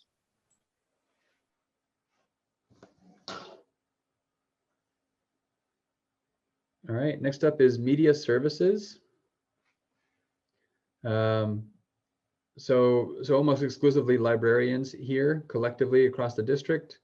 We did have a reduction in FTEs in library media, and those staffing changes reflect the salaries, insurance, Social Security that you see there. And then there is an uptick by a little under $500 in retirement. And that's a small number, so almost $500 produces a 9% change, which can be an attention grabber. That one's pretty straightforward. So pause for a moment to see if there are questions here. Okay, general administration. So board stipends, printing, advertising, travel and supplies. This is also where the HRA expense is shown. Workers' compensation as well. Salaries and benefits for the superintendent, assistant superintendent, administrative assistants at the central office. That's what's captured here. So when we look at the professional service workers, that's all down because of the lower projected utility of the HRA. We were concerned in building the budget we're in now about the change happening that took place July 1. We were anticipating our prior coverage. The district was picking up more of the back end costs of that. The new coverage, which started July 1, the district picks up the front end. So the concern this year was we incur our greatest cost in the former plans on the back end and the greatest cost of the new plans on the front end, and that was going to be in the same fiscal year for us. So we budgeted to be able to withstand what we were projecting. We don't have to budget that way because that's not going to be true for next year. So you see a reduction there in what we're budgeting for HRA expenses as a result. And Patrick, we won't know the true FY21 picture for quite some time, right? It'll be partway through next fiscal year before we have that. It'll need to be audited and all of that. So yes, it will be quite some time before we really know. All right. So again, no major changes here. Happy to answer any questions.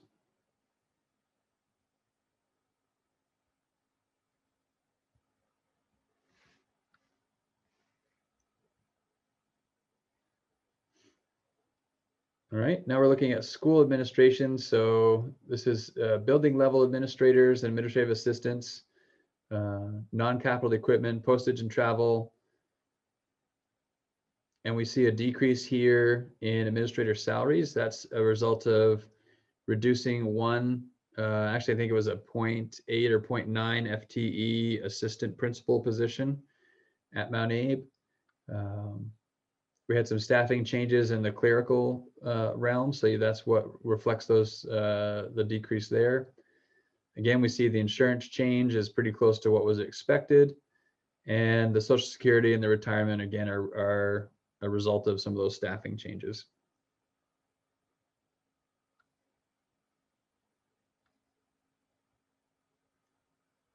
Questions here?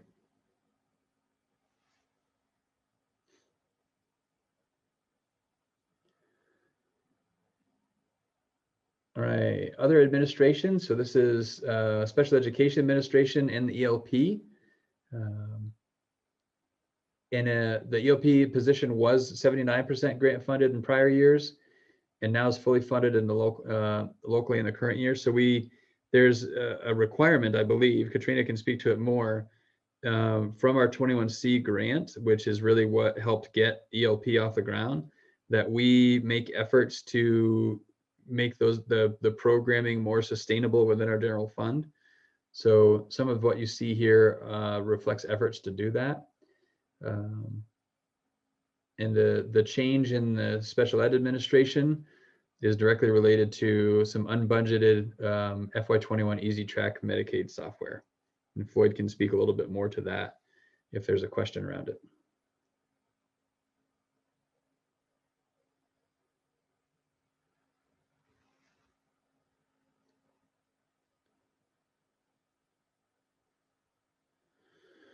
So central services,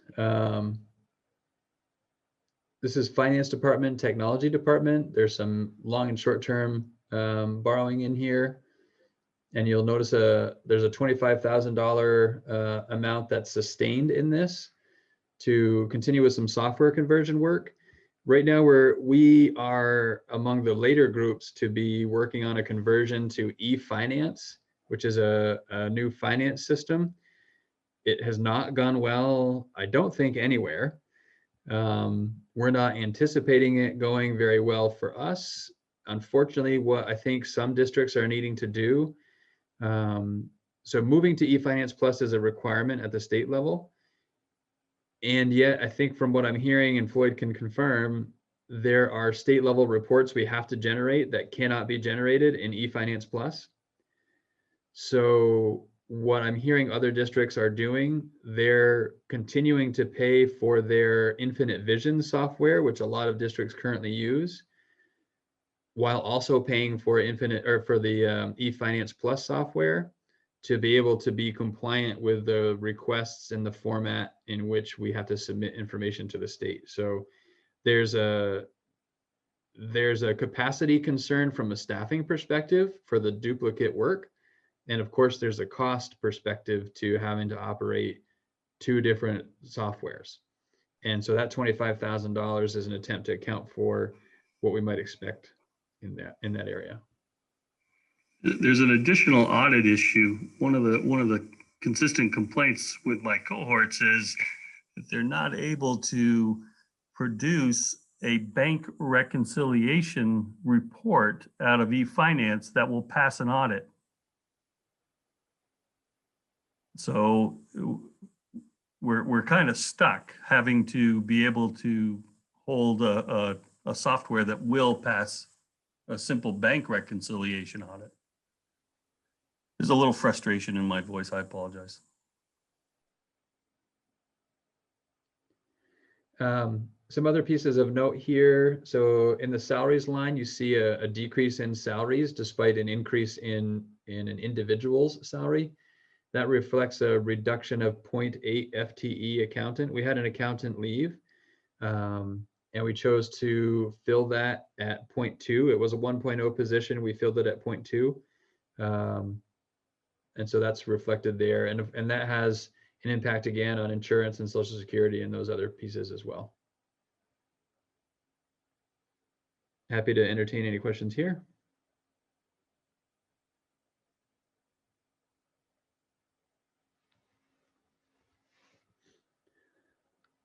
All right, looking at facilities. So there is an increase in salaries here, a little bit larger than the 3% that we might expect. And that's because we changed a couple of positions to pay a higher rate, but secure licensed folks. So we have a licensed electrician. We're very close to having a licensed plumber, so that we have to, and actually we have a carpenter as well. So we have to subcontract out less. So what I think is important to point out, where you see an increase in the regular salaries, that's greater than the 3% we might be expecting to see. When you look at repair and maintenance, we could decrease by a little over $25,000 because of the reduction in subcontracting. So if you took that $25,000 out of the $45,000 increase, that 5.66% comes down actually a fair bit less than 3%. And this helps us get some really high quality employees that do their electrical or carpentry or plumbing work really well and are skilled and can contribute in a lot of other really valuable ways. So it seems to have been working out really well so far. It's still relatively early, but we're feeling pretty optimistic about the direction we're going in facilities, in particular repairs and maintenance. So you see some other factors related to staffing changes. And then we made some other adjustments that reflect what we were seeing in some of the actuals. And we actually had an interesting situation at Robinson where the Robinson solar array was producing more energy than what Robinson could use. So we were leaving credits on the table and being penalized, I believe, for leaving credits on the table. And so Floyd has kind of tracked that down and worked with the company to say, you know, hey, we're a unified district. Any overproduction at the Robinson Solar site can be applied to other consumption in buildings in MAUSD. And so that reflects a change in what we're going to experience from an expense side on electricity.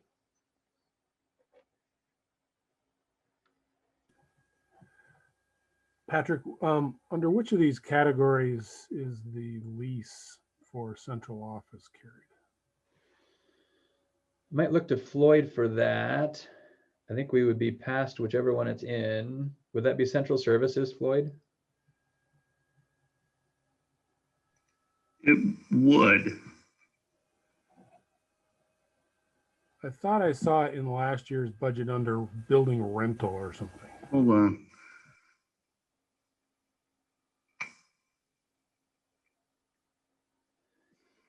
Just trying to scan and see.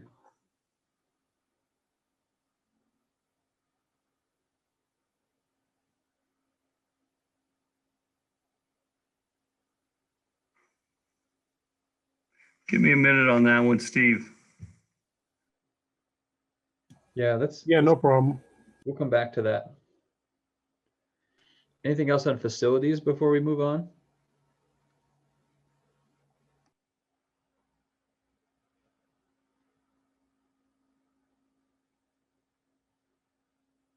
All right, transportation. So again, we have a multi-year contract with Betcha. So what you see here reflects what the contract shows. And then for some of the other things that are not contracted, you see a sort of standard 2% increase just to sort of keep up with the rate of inflation. And again, I think looking at the extra and co-curricular for FY20, there are a lot of spring trips that typically happen that did not happen last spring for obvious reasons. So again, we're not looking at those FY20 actuals to try and help project future spending. So we decided probably letting what we had budgeted go up by that typical inflationary rate was as good a strategy as any to ensure that there are funds there to enable those traditions and those experiences to continue to happen. Building improvements, we talked about the 1.1 million moving up from 1.0 million and why that is. And then debt service, we talked a little bit about as well. And that's something that will be adjusted for the next version of this document that you see. All right, Floyd, looking at your face, it doesn't look like we bought you enough time. While we're waiting for Floyd, so my understanding is that this is just sort of an informational document. We're going to vote on a total budget, and all the line items could change over time. Could decide to have one fewer central office person or two more sped people, and all these things are movable over time. And then in the end of the year, we'll get another, or next year, we'll get another document that looks similar to this that will show what was budgeted. It'll show what was budgeted, but it might, like this shows actual FY20, it might show actual FY21, for example. Correct. Yeah, and that is the important piece, is it's the reality is, and again, each of these lines that you see here has a whole host of lines that feed up to this level of detail. And the reality is those lines do change. I would say,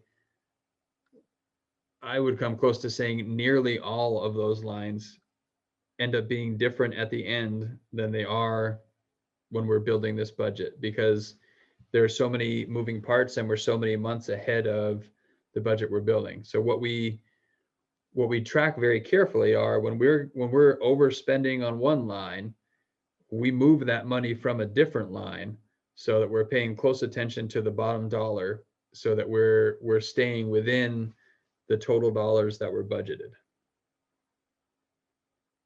And that's just sort of the nature of sort of managing a system as complex as a school system, and making it all happen some way or another. Patrick, do you guys have a general feel on how well you've sort of thrown the dart at the center of the board on a year-to-year basis? Sort of looking at the budget versus the actual over the last couple of years. Yeah, I mean, so what we do, what you can't see in here, and what we do some in the back of the house, is looking at in a year. So for example, if we look at FY19, what did we budget in 19 and what did we spend in 19, and how did that compare? If we see that we're routinely overspending in one area and underspending in another, we might make an adjustment to those lines as we're building a budget for the future. I think in the interest of simplicity, because these documents can get pretty overwhelming, we haven't included the budgeted and the actual for those years. And we've gone back and forth a bit on whether we should or shouldn't do that. In some ways, it's helpful to share with the board and with the community, here's what we budgeted in 19, and here's what we spent in 19. Here's what we budgeted in 20, and here's what we spent in 20. But it does add more lines to a page already filled with a lot of numbers. So yeah, I'm sort of asking more just generally and at the very top level, not at a microscopic level. Oh, okay. Yeah, I mean, so we have been, if I think historically, at least in the years that I've been here, we've run fund balances usually in somewhere between 500,000 and $1 million, on a $30 million budget. I think that's reasonable. Ideally, you get to a place where you don't have any fund balance to carry forward, and you spend the money that you have budgeted, and then you've really dialed it in. What's complicated, and we talked about this some earlier with special education expenses specifically, but it applies to others. There are certain things that may happen that can really cause some issues in your budgeting if you didn't have some money anticipating it. A good example might be, there are some students who have significant need that we struggle to meet, who are not on an IEP and might need an out-of-district placement to have their needs met. So that $200,000 cost that gets reimbursed at a generous rate in special education isn't reimbursed at all if the student's not on an IEP. So if that need arises and we need to meet that need, we feel it's important to have funds to be able to do that. And sometimes, perhaps oftentimes, that need doesn't present. And so the money we budgeted for that goes toward the fund balance. So when you factor in things like that, to be within 500,000 or even pushing $1 million, to me is reasonable. I don't know necessarily how that compares to other districts. I think when I hear from other superintendents, I think our fund balance is comparable to what others experience, and perhaps sometimes on the lower side from what others experience, which to me says, that we're about where we should be in terms of our projections and what our actuals are. And occasionally we'll have a year that's an anomaly, whether it's an anomaly on the low side or an anomaly on the high side. And I think that's the nature of the beast as well. The key is, and this, when we start getting down to the nitty gritty as we're approaching now in this school year, understanding where we're projecting our fund balance to be relative to the fund balance we applied to offset taxes becomes really important, because that influences that next year. And above all else, I want to make sure that the district is not disadvantaged by not having enough fund balance to at least match what was put in to offset taxes the year before, because that makes difficult budgets more difficult. And we've been able to do that successfully for a few years now. And we've been strategic in putting some of that money into these reserve funds that can help ensure that we can continue to do that in the future. So all that to say, I think we do a pretty good job, and I think we are positioned to continue doing a good job in future years with what we've done with the reserve accounts.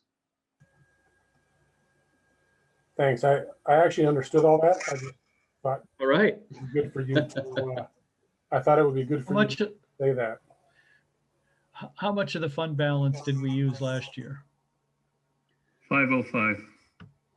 So we're down, if we use 366, we're down 150 or something. Yep. We're moving in the right direction, yeah. And that's strategic, Dave. That's in years when you can put less fund balance toward offsetting taxes than the year prior. That's a good strategy from my perspective, because you're that much better positioned the next year to be able to sustain it. I agree. The added benefit is when we can do that and still generate reasonable tax rates, it allows us to grow those reserve funds to tackle needs or be prepared for some unexpected expenses down the road.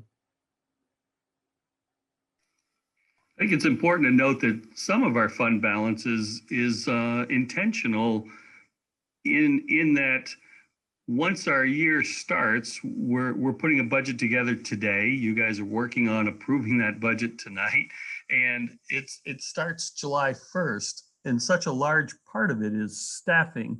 And we've been intentional with every teammate who leaves, really evaluating those positions. So they're thinking years out on how best we can manage our budget to meet the challenges that are coming. So there's that piece on the budget side as well, that it's not just a miss, it's a conscious effort not to replace a teammate when we have that opportunity. The accountant here in our office is a great example of that. And to put that in context, when we think about, so a $966,000 fund balance, I'd have to look at the number of positions we didn't fill last year.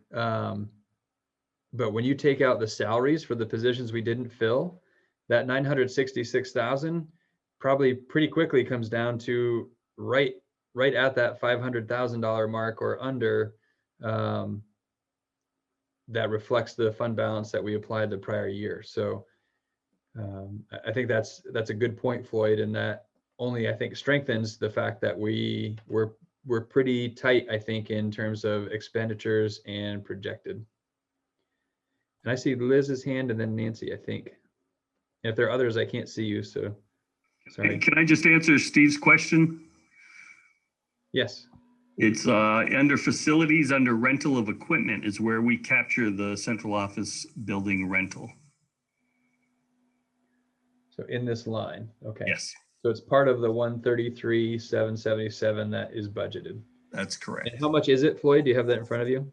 I do. It's 70. Well, I did. Hold on. Give me 1 second. It is projected next year to be 71,625 with the triple net piece. I think that in last year's version of this, that was actually its own line item. Because that's the number that I recall seeing. I'll take a look. Yeah. We can break that out, Steve, if that's helpful. Make another line there, I think. No, I just think in terms of your overall plan to move to Beaman, it's tough to ferret that number out. Sure. Yeah, I would appreciate if that were pulled out. This is Sarah. Yep. All right, Liz, sorry for the pause on getting to your question. Oh, it's good. I guess since we talked a lot about special education funding and understanding that really well, a connection comes to mind for me about how a school having a nurse could, I think about how it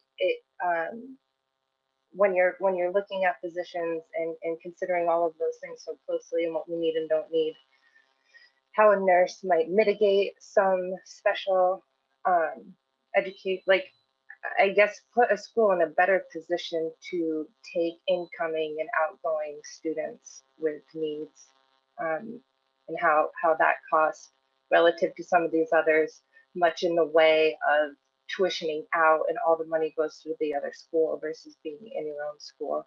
I just feel like a nurse is a part of that conversation as well.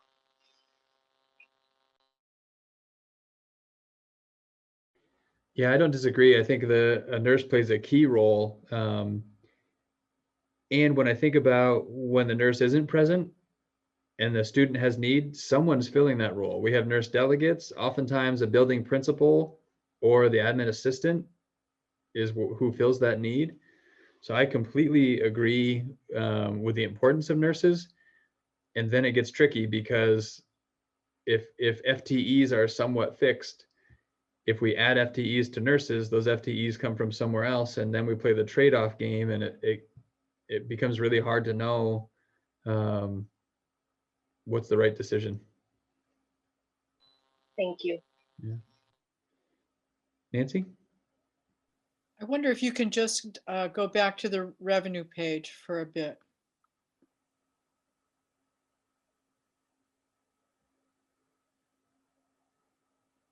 Uh-oh. That's all right. I think I can do this now. Thanks to Steve. There we go.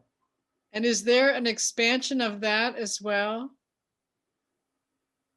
Not in this, there isn't. Okay. I can let Floyd talk about details that are behind this because there are certainly details, but for this, we really only parsed out the expenditure side.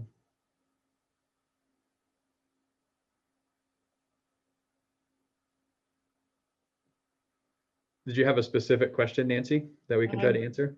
I'm just looking for what's familiar, but it's okay. Thank you.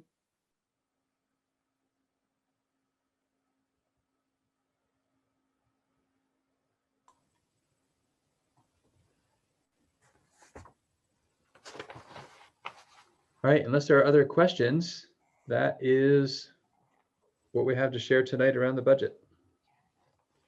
Okay.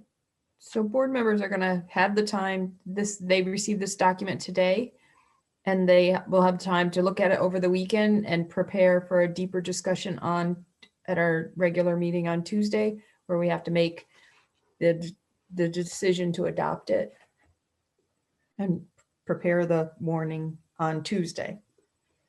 And again, we may get some new figures between now and Tuesday that change this slightly. I don't know that there'll be anything significant. Probably the most significant thing we're anticipating is hopefully a correction in our number of equalized pupils. But otherwise, I think they would be relatively minor changes. Floyd, let me know, is that's your thinking too? Certainly not hoping for any big surprises. I think that's the one that we planned for the worst case scenario with the equalized pupil. If it gets better, then we'll react that way. But I don't anticipate a lot of changes. Yeah, we don't like surprises in late January when we're building budgets. All right, let me stop sharing. Okay. So now we'll move down to discussion around the changes to the voting regulations. And we have an action item to determine the date for annual meeting. And our current date is 2/23/21, and the recommendation is that we stick with that day. So we just need a motion. Don, is it worth having a bit of a brief, broader discussion about why we're seeing these changes that are unusual? Yeah, we sort many of folks touched may know, on others it may in not. past meeting about the changes, but definitely go ahead. Yeah, so just with the passage of H48, there are municipalities have some latitude in figuring out how to kind of navigate this tricky election and voting season that's upon us in light of COVID-19.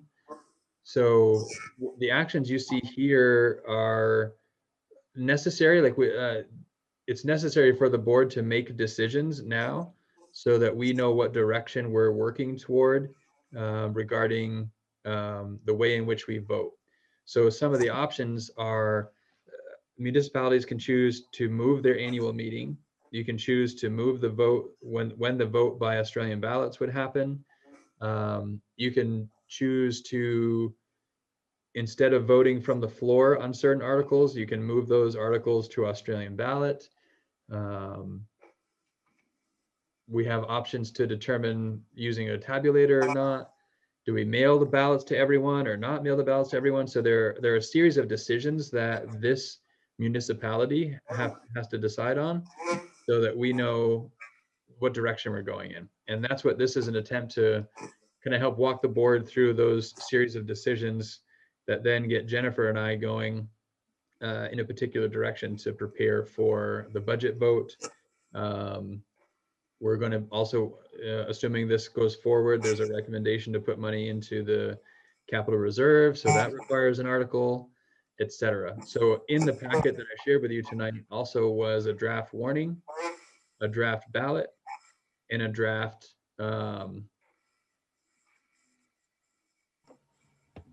maybe that's it, draft warning, draft ballot related to this. Those do make some assumptions about how these actions go, but of course we can adjust those drafts pending the decisions you make. But that's sort of the big picture behind what's happening tonight.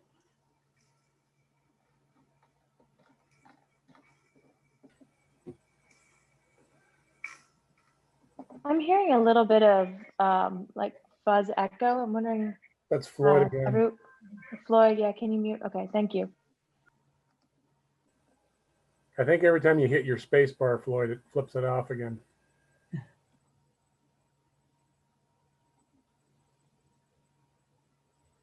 Okay, so. Liz still has her hand up. Oh, yep, now she's gone. Oh. I think it's from before. Yep. Okay. So as I mentioned, the action item is to determine the date for annual meeting. Currently, it's scheduled 2/23/21.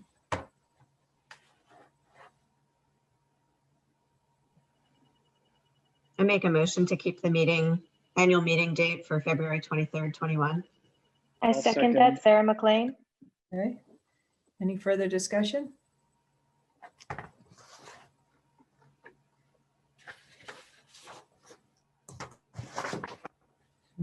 Okay, no discussion. All right, I have my tabulating sheets. All right, so all those in favor of determining the meeting date, the date for the annual meeting to be 2/23/21. I'll go through the list and you can let me know. Krista. Approve. Sarah McLean. Approve. Kristen's absent. Rob. Approve. Dave Sharp. Yes. Okay. Kevin. Yes. Steve. Yes. Caleb. Yes. Andrew. Yes. Liz. Yes. Sarah LaPearl. Yes. Okay, and Annie's absent, so the motion carries. So that was. Am I presuming this is being done by Zoom or in person? It is being done by Zoom, I believe. Is that correct? Right, so that's yes, that is correct. And I would say it's a tentative correct because and this relates to another one of the action items, you cannot vote from the floor via Zoom. Voting from the floor can only happen if it's in person. So depending on how a different action item goes, if the board wants to continue to hold some of these articles as a vote from the floor, I think what some other municipalities are doing is looking for a later date for the annual meeting in the spring when hopefully either the conditions are better with the case counts or distancing things are changed or group sizes have changed or the weather's better and you can be outside. If the intent is to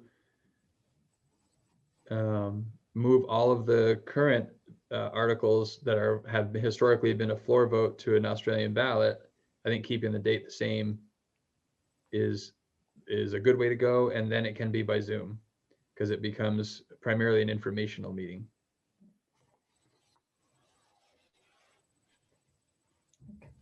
All right. Then the next item was added at the beginning of the meeting, and it was to an action item to move the deadline for the consent of candidate forms to 2/1/21 as allowed by H48. And that applies to the people that usually are voted on the floor, if I understand it correctly, at the annual meeting. So that would be our moderator, our treasurer, and our clerk that we vote when we have the floor vote. So that would just change the date for them to notify that they want, to be a candidate for one of those positions. So moved. All right, Krista? Second, Sarah. Okay. Any discussion? The one piece that I might mention is I think we have 5 board members whose term expire this year.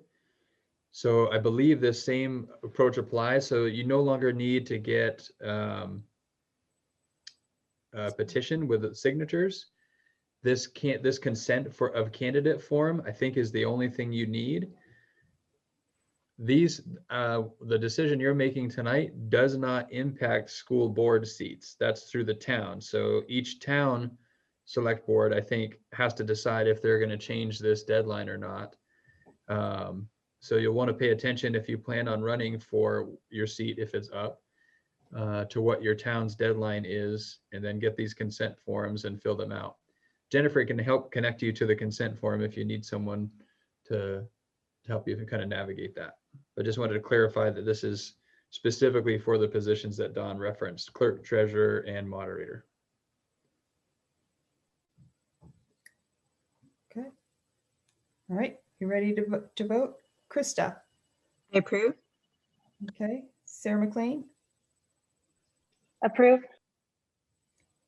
Kristen's absent. Rob? Approve. Dave Sharp? Yes. Kevin? Yes. Steve? Yes. Caleb? Yes. Andrew? Yes. Liz? Yes. Sarah? Yes. Okay, motion carries. All right. The next action item is to determine the method for voting articles that we typically vote on the floor at the annual meeting.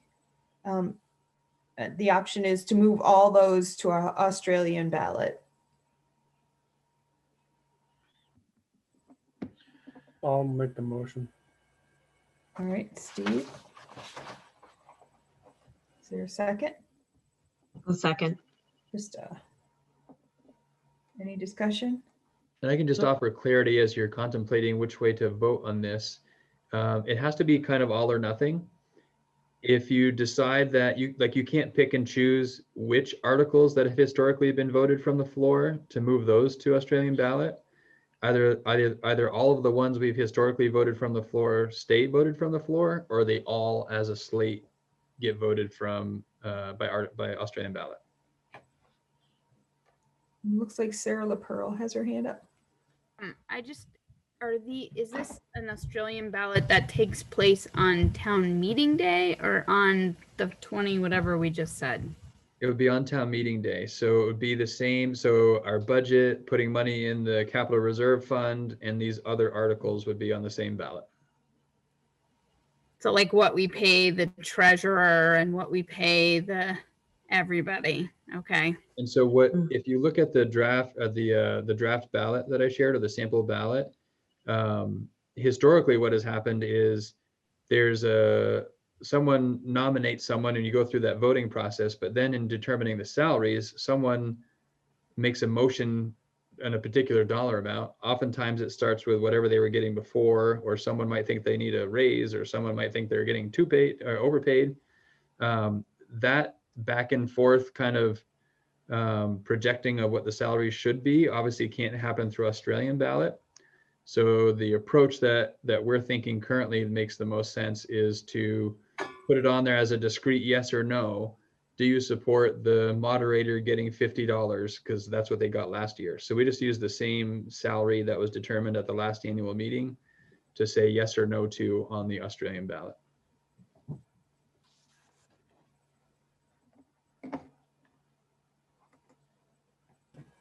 So the meeting that we would normally do this at is on the 23rd. The ballot's going out on town meeting day, which is, I mean, the Australian ballot happens on the 2nd of March. So how do we get a vote on a moderator for a meeting that happened before the vote? I think the language in the article from last year says until another one is elected. And I think that's so she remains our moderator until the next, and then gets elected for the next year. And if it's an informational meeting and there aren't articles to be voted on, the presence of a moderator is very different in terms of need. All right, so these votes are basically just to take care of next year's meeting. And then Rob has his hand up. So I was just looking at the document real quick. So this would be a vote on the school budget. Am I correct in saying that? Like the little extra slip of paper that we'd usually have when I go to town meeting? Okay, and this is going to be an in-person vote? So that's another agenda item coming up. What we're hearing most towns are doing, I think actually all 5 of our towns, is anyone who requests a mail-in ballot is being sent a mail-in ballot, and town clerks are very agreeable to working with us to send our ballot with their ballots to those who request it. So for some it would be mail-in, but upon request, otherwise it would be in person, following the rules and regulations that are in place that will be enforced by town clerks. Yeah, I'd just love for us to find that synergy and make sure that our voters sort of understand this. And that's not all on our shoulders, but that we do the best job so that folks feel comfortable and safe casting their up or down vote on these articles. So that we're thoughtful of that. So by in person, Patrick, by in person, you mean they're going to go to the polls and fill out the sample ballot and store it in a box to be taken to Holly Hall, and all of the votes from all of the towns will be put through the tabulator on the evening of the 2nd. Do I understand that correctly? Correct. And then did you talk to other town clerks in putting this together? And this is, I think it's great that we're getting out there a lead, but it would be really good if we actually talked to them and got some collaboration with them. Yeah, everything you see here tonight has moved forward as a result of those conversations. So we've been in close conversation with all 5 town clerks, understanding, because they didn't necessarily have to all end up doing the same thing, which really would put us in a difficult spot. Thankfully, they are. So our ability to dovetail with their processes, for exactly Rob's point, so that the voters' end feels seamless, has worked out really well, including the use of the tabulator. The town of Bristol is letting us borrow their tabulator. We're just getting our own chip to program the tabulator so that it commingles and does the things that we need it to do specific to our ballot. So lots and lots of good sort of positive relationship work there to have this be as seamless as possible for our community. So all these actions are consistent with that collaboration. So what, Madam Chair, what decision are we making right now? Right now we're considering the taking the things that used to be floor votes at the annual meeting and placing them on the ballot. Thank you. Kevin? Patrick, you had said something about rules and regulations or requirements or something for in-person voting. Were you referring to COVID protocols, or is there something else? No, COVID protocols in terms of gathering sizes and distancing and all those things. And that's an important factor as we consider annual meeting and whether we move everything to the Australian ballot, because there are restrictions on group sizes and use of space. And despite that, you cannot restrict the number of people who attend in person to your annual meeting. So if you wanted to hold an annual meeting in person and wanted to take a gamble that the number of people that show up would fit in whatever space you secured, you could do that, but you can't turn people away at the door because you hit your maximum number. So I think that's part of the justification for, though different than what we've normally done, putting things on Australian ballot is a way to not have to take that gamble. Because I don't know what you do if you have more people show up than you can have, and now your annual meeting is in jeopardy. But as far as the polling location, is there additional concerns? I mean, last November, they had everybody 6 feet apart in masks and all that kind of stuff. Yeah, so that's anything different. Nope, I think it's going to be the same expectation. And I think luckily, the boards of civil authority have done it before, and they kind of have a system in place that I think they're going to employ for this next round of voting as well. Okay. It may mean longer lines because we're limited in how many people can be in there and all of that stuff. So there's certainly not no impact, but I feel like they are prepared for whatever the impact might be. Krista? Yeah, to Rob's point, I was just wondering if we know when folks need to request a mail-in ballot, and so we can maybe try to do some communication beforehand to explain our piece of that. Yeah, I think I don't have the details of that. And I think we probably want to be, so in years past, when someone in a town has requested a mail-in ballot, I think it has been common practice for the town clerk to include the school ballot with the town ballots in that mailing. So in that way, what's going to happen this year is pretty consistent with what has happened. So I want to be careful about that our communication doesn't confuse people. Like if people think they have to request something separate from us to get it in the mail. Yeah, no, I guess I was just wondering, like, when is the deadline to request a mail-in ballot? So that if we want to let folks know that you'll also be getting the school piece, and here's what that will include, to make sure that we can, when people are in the mode of requesting, that we can send something out around that time. Yeah, I'm not sure, but I can have Jennifer reach out and try to find out what that deadline is. I'm sure the town clerks know it off the top of their head. So we're not voting on that now.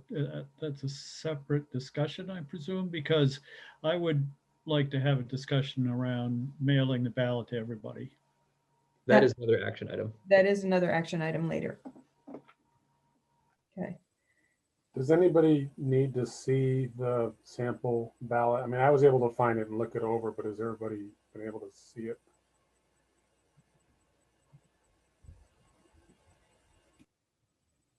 It looks a lot like the sort of tabulator format that you're used to seeing for other votes on town meeting day. Just so that obviously the tabulator can read it and all. Liz, did you have your hand up? I was just thumbs upping that I got to see it. Okay. Okay, thanks. Can I ask a quick question? You still have your hand up. Sure. Oh, just out of curiosity, what's the consequence if they get, like, some of those little articles are voted down, since they're, most of the time we've had a couple issues, but we had them voted up? Like, what's the process after the fact for those? We have to go back to the whole electorate with another mail-in ballot for, like, paying a treasurer $50 or whatever it is. I'd have to double check. My sense is if something was voted down and you effectively didn't have something, either it might default to the prior year, or you could hold a special meeting and do a floor vote, or you could hold a special meeting and do a ballot election to get a different amount approved. But there are steps that could be taken to get something approved in some way. The trick becomes really, the trickiest thing is if they say no, what is it they want? More or less, and what's the right number? Okay, any other questions about the floor vote to Australian ballot action? Okay, so we're going to determine the method or the moving the floor votes to Australian ballot. Krista? In favor? Sarah? Yes. Okay. Kristen. Rob? Yes. Dave? Yes. Kevin? Yes. Steve? Yes. Caleb? Yes. Andrew? Yes. Liz? Yes. Sarah? Yes. Okay, the motion carries. All right. The next action item is to determine the date for the Australian ballot voting. And the recommendation is to keep it at March 22nd, or sorry, March 2nd as originally planned. And that, as Patrick said earlier, this is consistent with what the towns are doing. So moved. That's Steve. Yep. Second, Sarah McLean. Okay. All right. Any discussion? Any information you need?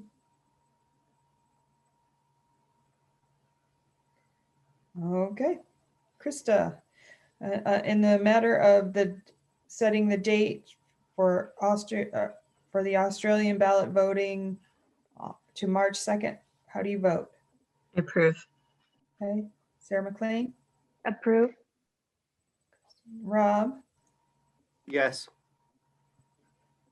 Dave? Yes. Kevin? Yes. Steve? Yes. Caleb? Yes. Andrew? Yes. Liz? Yes. Sarah LaPearl? Yes. Thank you. Motion carries. Okay. The next item is an action item to take action to commingle the results of all articles on the Australian ballot.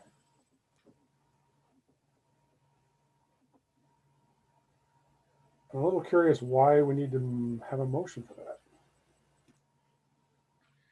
I think our language is around commingling our budget votes is what I think, and that because these used to be floor votes, that now we have to take the action to commingle them as Australian ballot votes. And to your point, Steve, it might not be necessary, but it's unclear enough that to vote to be sure that that's what the board wants to do, I think eliminates any question. Fair enough. Are we not required to commingle the budget votes? That we are required to commingle the budget votes. That's written in the Articles of Agreement, but depending on how you interpret some of those Articles of Agreement, it's unclear if it speaks to votes that have historically happened from the floor. I think an argument could be made that it's assumed that the commingling happens based on the Articles of Agreement, and an argument could be made that it's not that clear. This vote affirms that and takes away any question that that's what the board wants to do with those results. So this doesn't have anything to do with the whole discussion that we had last night about Attorney Mube and what articles might or might not need to be commingled. Is that correct? Yeah, I see them as unrelated. And there's a logistical piece to this as well. We would need to have two ballots if some of the votes on a ballot were to be commingled and other votes weren't, at least as I understand it. So this enables us to keep it all on one ballot as well. I'll move that one too. All right, Steve, I'll second. and no, it looks like we'll give it to Andrew this time. All right, any more discussion? The matter of commingling the results of all votes by Australian ballot. Krista, how do you vote? Approve. Sarah? Approve. Rob?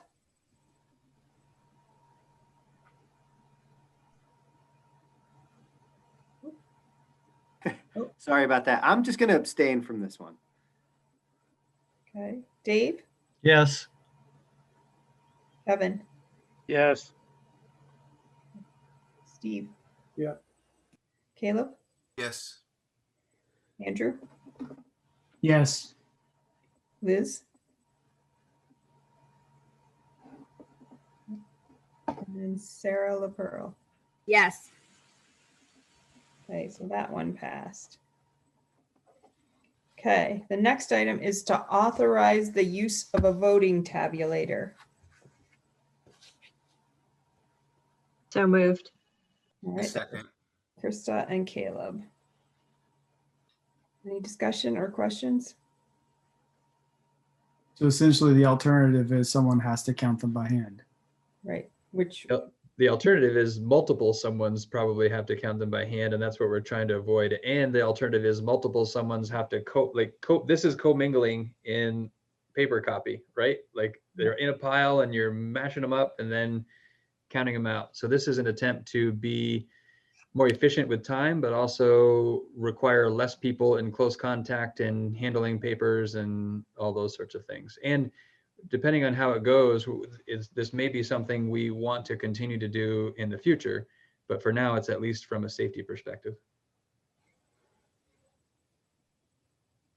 Just the word commingle seems inappropriate in a pandemic. Although it could be really fun to all get together and commingle. I mean, we haven't done a whole lot of that in a while, but. all right. All those, and let's see, we're going to go down the list for the use of the voting tabulator. Krista? Yeah, I approve. Okay, Sarah? Yes. Krista's not here. Rob? Yes. Dave? Yes. Kevin? Yes. Steve? Yes. Caleb? Yes. Andrew? Yes. Liz? Yes. Okay, and Sarah? Yes. I like this easy vote. All right, that one passed as well. Okay. And the next action item is to decide whether or not to mail ballots to all registered voters.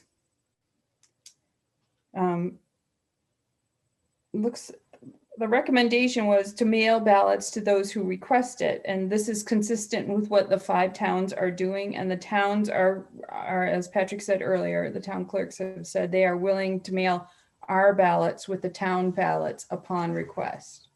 And we're willing to help contribute funds toward that.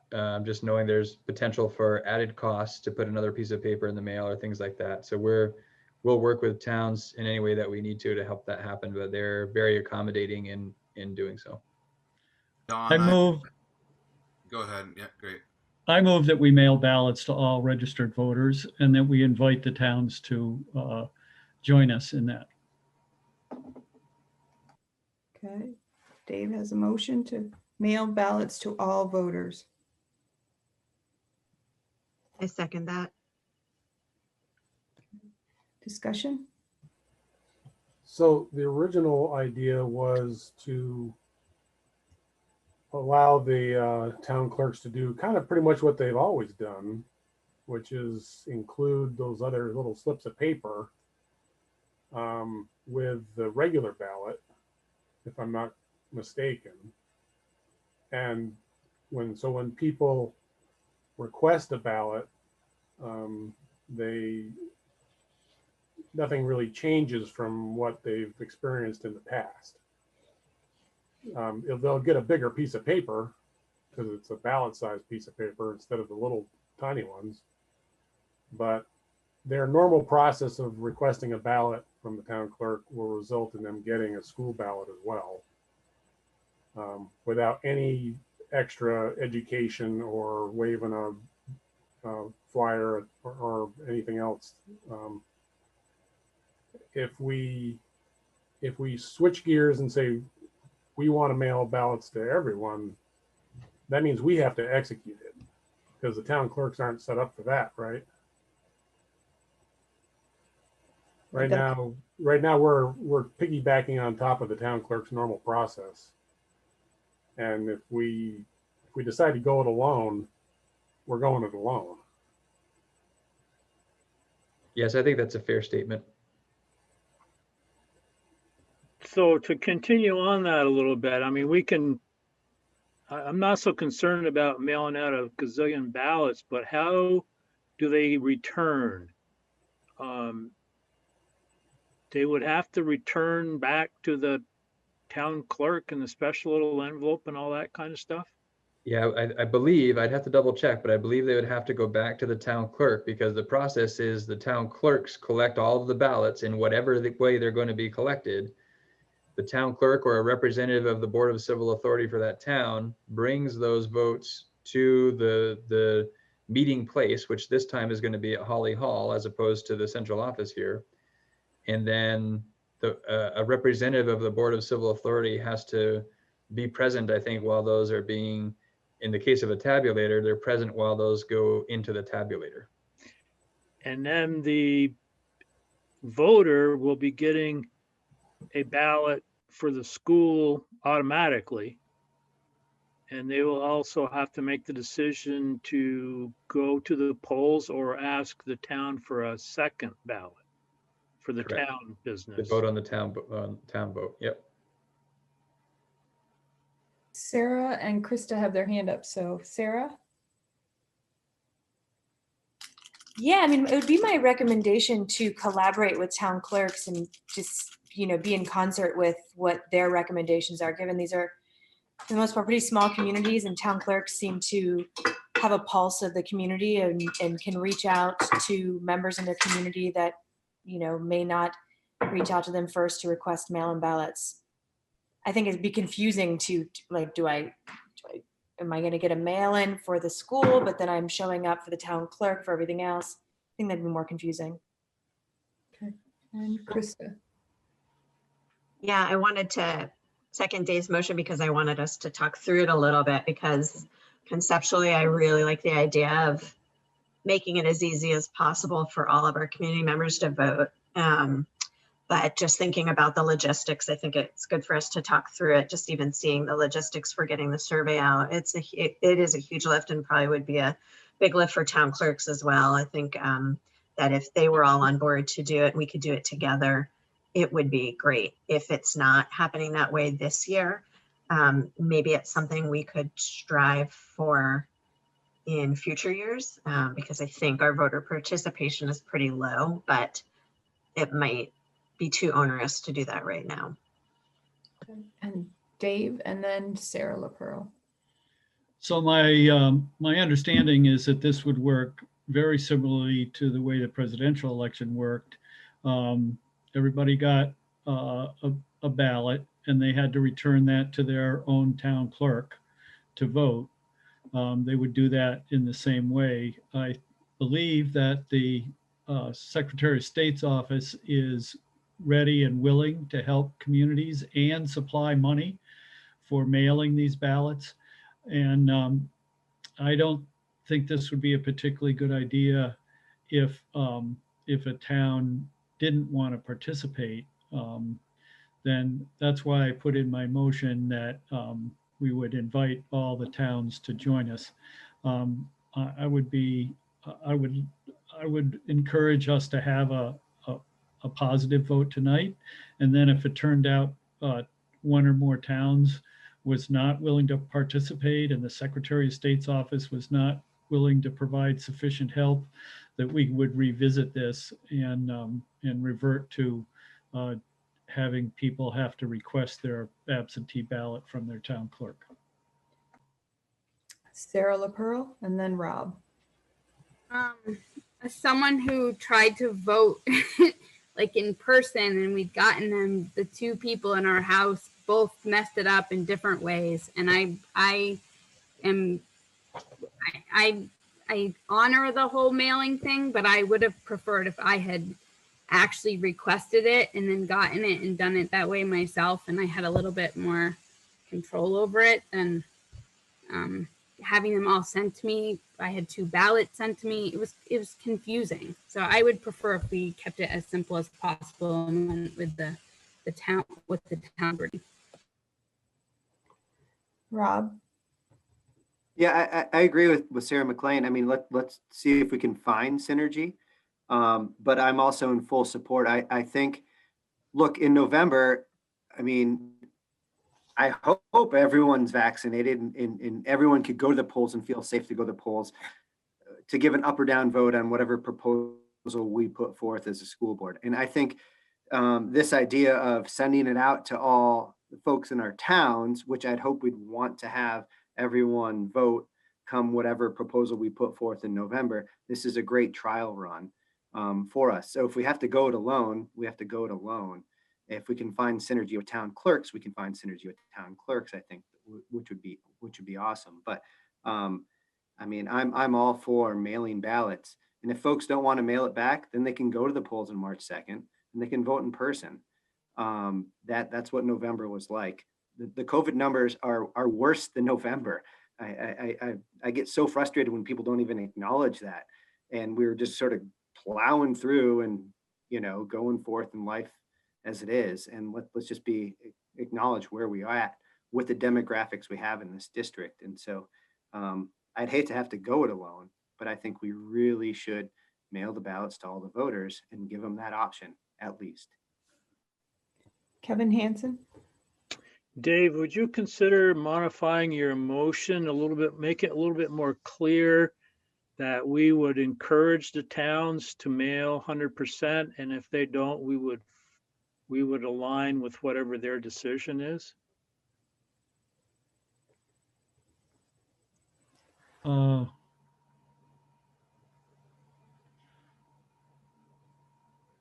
Maybe.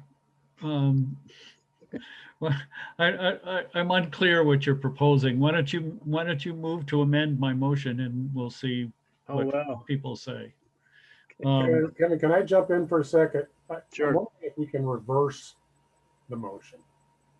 In other words, let's make a motion to provide our ballots to the town clerks for people to request both the town ballot and the school ballot together as they would normally do on any year.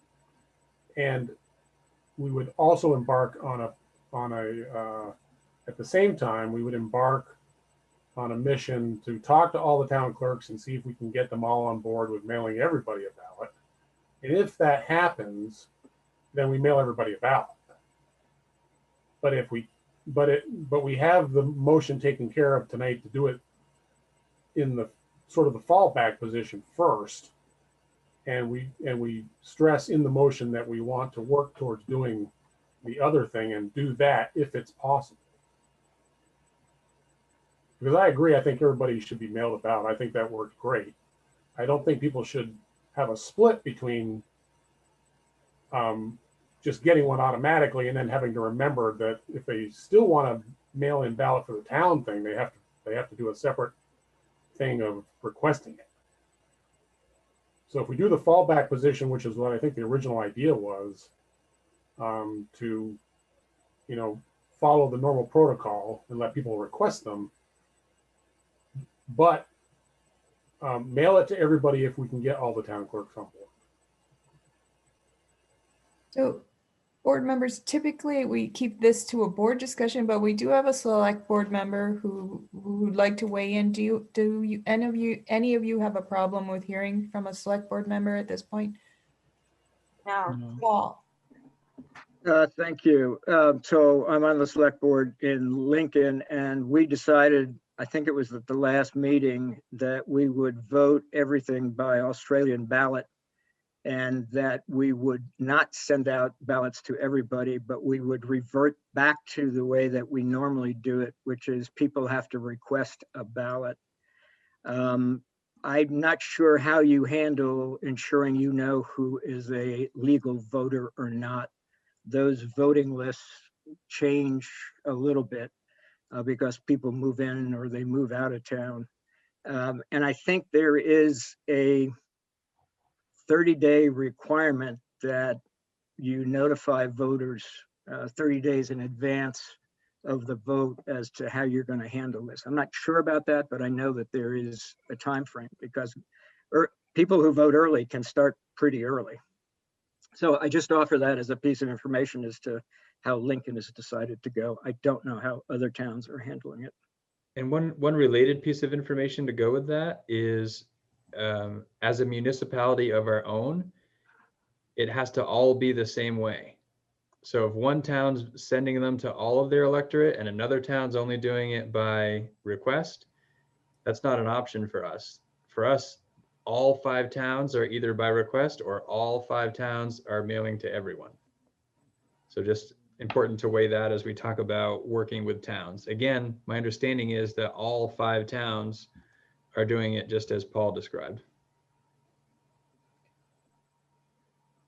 Liz Sayer. Also, and I'd like to add that there's an alternative there. Last fall, I got a postcard, and it asked me, would you like to request a ballot? Like, that was an excellent reminder. And just check the box and send it back, and it was sent. So there are alternatives, like sending out a postcard that reminds people to go ahead and do that, or asking the town clerks if they're doing that again with the spring. I think that should be sufficient.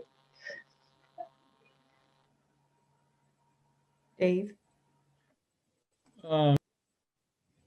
Patrick, did I understand that correctly? So if one of the 5 towns decides to mail to all their citizens, where are we left?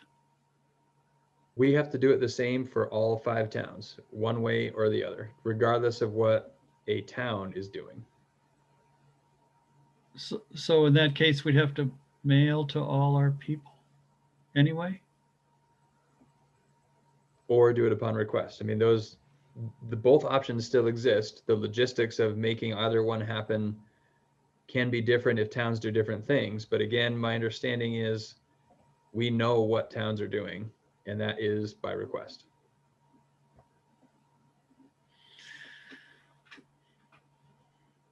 Well, we may have to go with what Steve's suggestion is. I think it's unfortunate. I think it worked really well in the presidential election, and to require everybody to come in to either request a ballot or come in and vote in person in what Rod described is accurate. The numbers are in fact up, is going to suppress voting. And, I just think voter participation is important in a democracy, and sending a ballot to everybody would be the desirable outcome.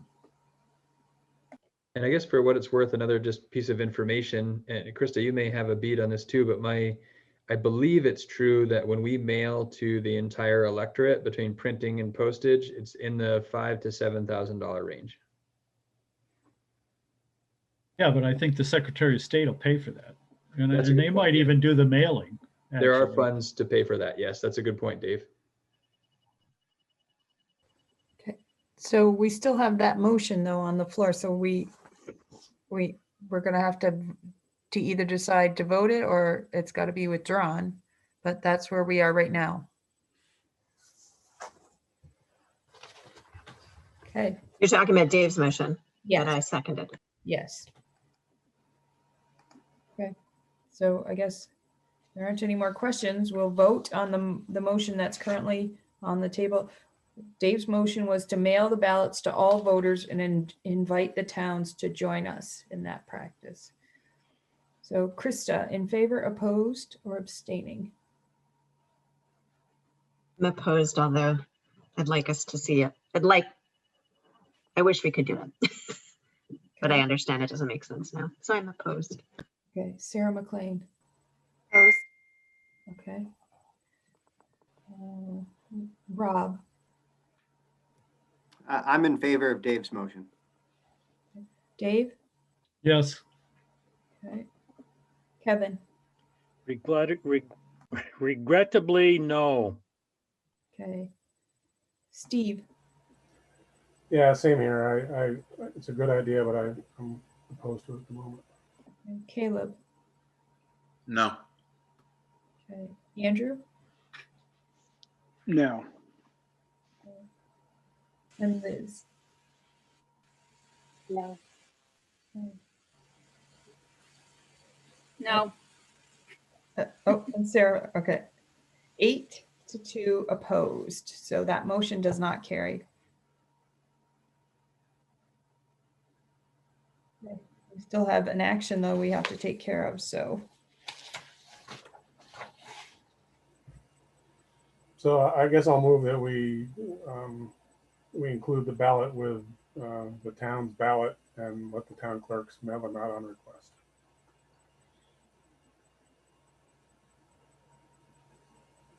Second. Okay, so that was Steve and Krista. Any further, just any more discussion? You can early vote still, right? Yeah.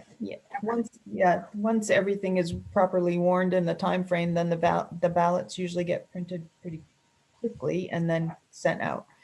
Yeah, there's statutory requirements on when that ballot needs to be available. And all that kind of stuff. I don't know the details on it, but it's all out there.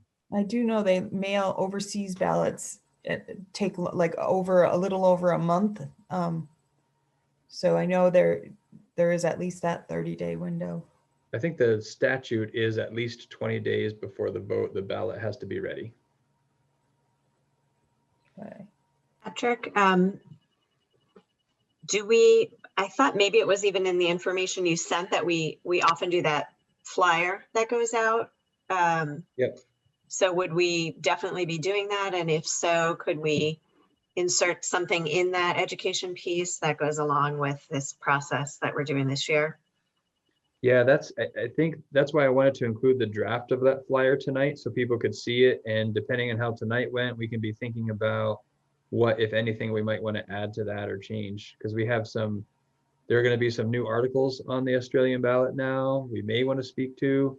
And this other educational piece that you're talking about. So we may want to give that some thought as we approach, so that the timeline for that is different. We don't have obviously a hard statutorily required timeline to get that flyer out, but it can be helpful if it dovetails when those other things go out. So if people can reflect on that and be prepared for some feedback on the 26th, that can help us finish that up and get that out.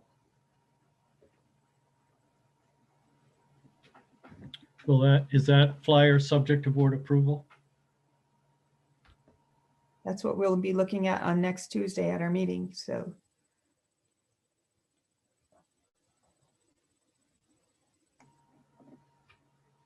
Okay, so the motion was to include the ballots with the town ballots and mail out, so the town clerks can mail out on request. Krista, Sorry, I approve. okay, Sarah McLean, Approve. Rob,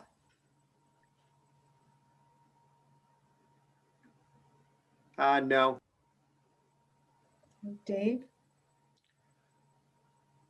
No. Kevin, Yes. Steve, Yes. Caleb, Yes. Andrew, Yes. Liz, Yes. and Sarah. Yes. 8-2 in favor, so the motion passed. All right. Okay. We are not in need of an executive session. And we'll just go back to public comment. Is there anybody who has a public comment now at the end of the meeting?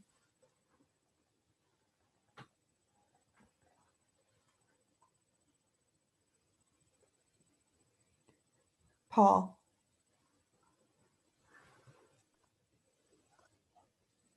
Thank you. Just a question. So I assume if you're not voting on your timeline this meeting, are you voting on it next meeting, or did I miss something? I'm sorry. We're going to vote. We're going to talk about it, and we voted last night to commit to the time for the 7 months, and we're going to take feedback on how we lay out those future meetings and the sort of like that draft of the agenda that we kind of laid out. We're going to get comments on that next week. Okay, thank you. I have a question on the, sorry, I know I'm jumping back into public comment here, but do we need both the flyer and the warning? The flyer helps clarify, because sometimes the language we're required to use in the warning can be confusing. And so the flyer was always a place where we could sort of explain it in a way that it was understandable. If I remember correctly, we put like article such and such, and we gave a little brief explanation of what it meant, because some of the language we have to use sometimes can be confusing. Okay, and they're going out together? Warning and the flyer? Not necessarily. Sometimes one comes closer, or that flyer we kind of pick a time when it comes. I think we talk about the best time for it to arrive. Okay. I'm good. Saw somebody else. I don't know who it was though. It went so fast. Paul. Any other public comment?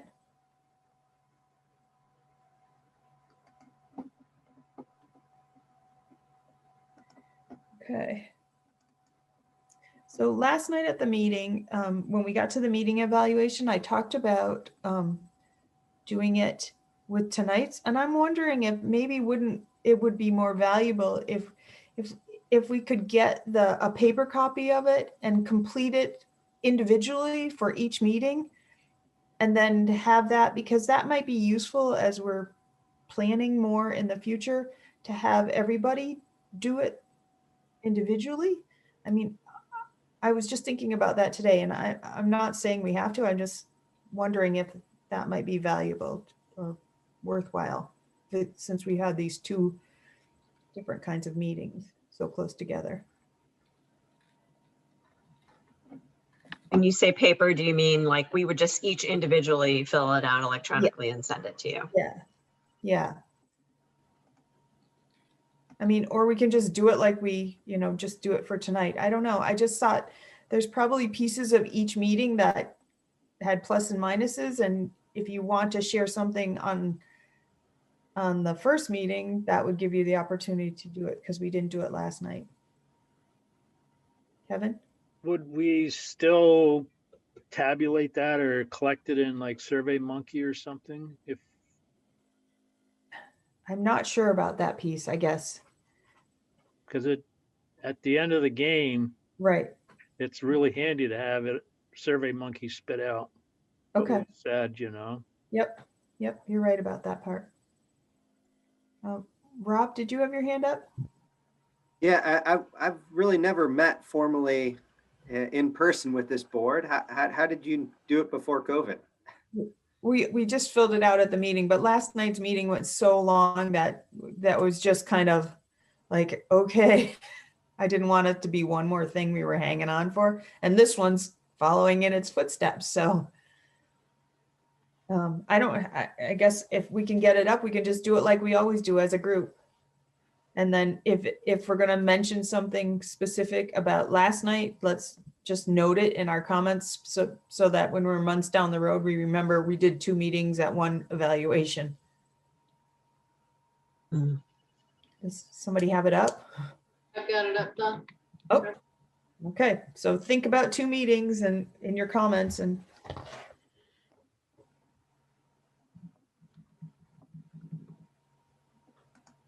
All right, I'm going back a year in time. Okay. What is the level of engagement of all board members, high or low? I think it looks like we're getting thumbs up, so Aye. High. Okay. turn on your mics and shout it out. Was the agenda followed? Yes or no? Yes. Yeah. Yes. Any comments? Yeah, it was not on the website. I need to point that out. The agenda for tonight was not on the MAUSD website. You are right about that for sure. I reached out to Jennifer. It's there now, which doesn't remedy the 48 hours for sure, but it was shared with all the town clerks, all of the email addresses that are normally shared with. It was posted in all of the schools, and it was on the calendar, not the agenda, but just the meeting itself, just to clarify. And she's very sorry as well. Yeah, I'm just saying, factually, it just wasn't there. I don't know if this fits here, but it was also noted that we need to be more mindful of if we have an action item to have material prior to the meeting when we can, so that the board can discuss it before we're asked to take action. Yeah, but perhaps you could specifically point that out for the meeting yesterday. That's where it was drawn out. So that was the meeting on the 20th. Well, it also applies tonight. You know, the budget information, it's appalling to me that we don't have a finance committee, and the budget, I could barely read it on my screen. Now I don't have a giant screen. Maybe I need to invest in one. And we're going to be asked to vote on this budget probably in the near future. I don't know when it's up for an action item. But I asked some questions. I would be, if I had to vote tonight, I would vote no, because I just have not had time to actually understand the budget that I'm voting for, even though it might be an excellent budget. I'm sure Patrick and Floyd and others have put an awful lot of work into it, but not having information ahead of time and then being asked to take action on items is not a good idea. I think we're actually voting on it next Tuesday, right? Correct. Next Tuesday. Liz, did you have your hand up?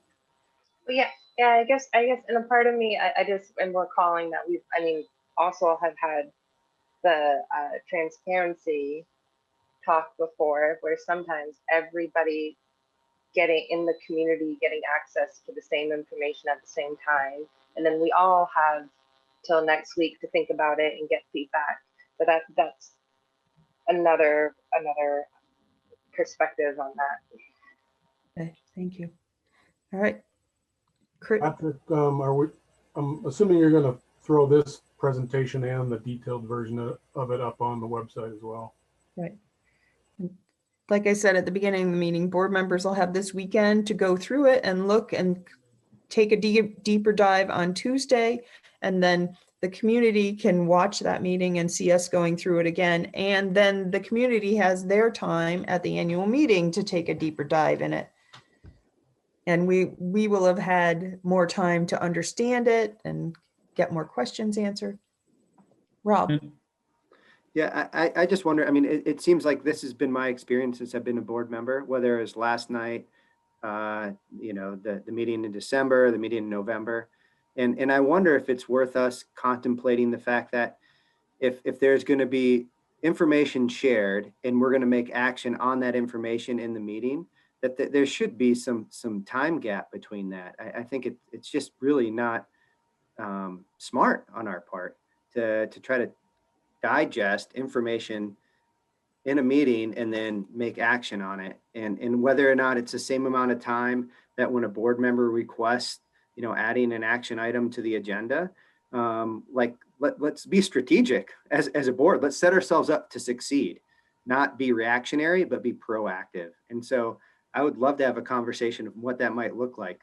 Like, you know, is it a week? Is it 3 days? Is it 5 days? And then for the general public, is it 2 days? I think let's be a little more thoughtful. I get it. Like, I mean, I'm throwing myself under the bus. Like, we literally got the final report, and we had less than 20 hours to put together a slideshow yesterday. And my 2 hours that I thought I could have turned into 10 minutes because my daughter didn't want a nap. And so I get those pressure points, but I think let's be strategic as a board and have a conversation. If that seems like a framework we want to have. There also is a difference between action and information. The budget was presented tonight as information, and I believe your survey results was presented as information, not for action. Caleb. Yeah, I should have asked this before. I just wanted to make sure.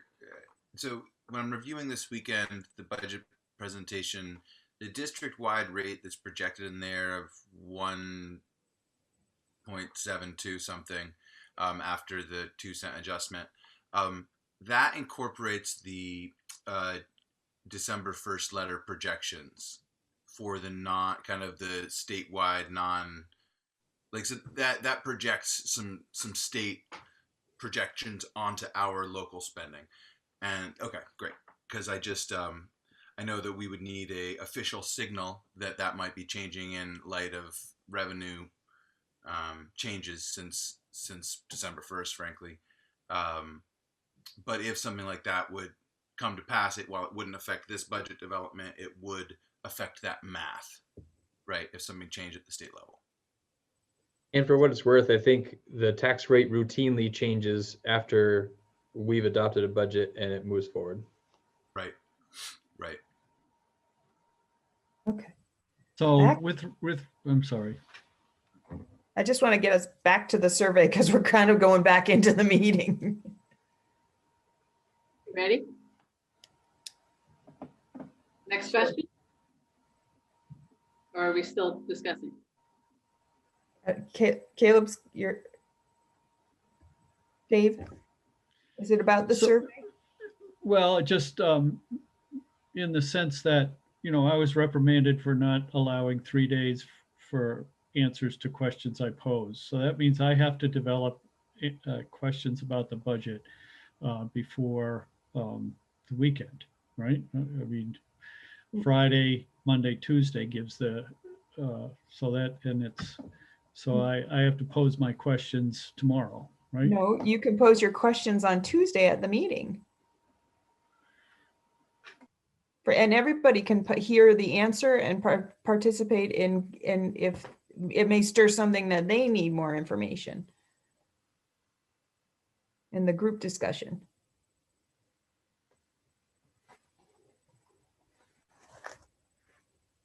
Okay, I don't see any more hands, so back to you, Chris. Okay. Does the chair effectively establish the agenda and materials for distribution to the board? Yes or no? I think the comment about the documents ahead of time could be a place to work right there.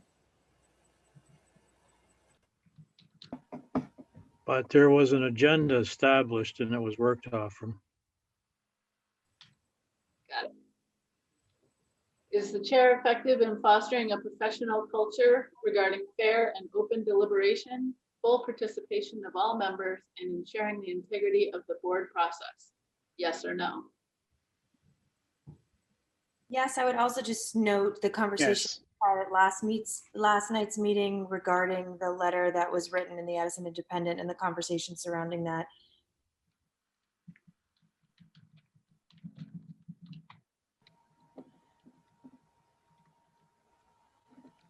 I'd like to note the use of the like attendance sheet to get feedback on our discussions and votes. I appreciate that and think that really helps to foster, making sure we hear everybody's voice.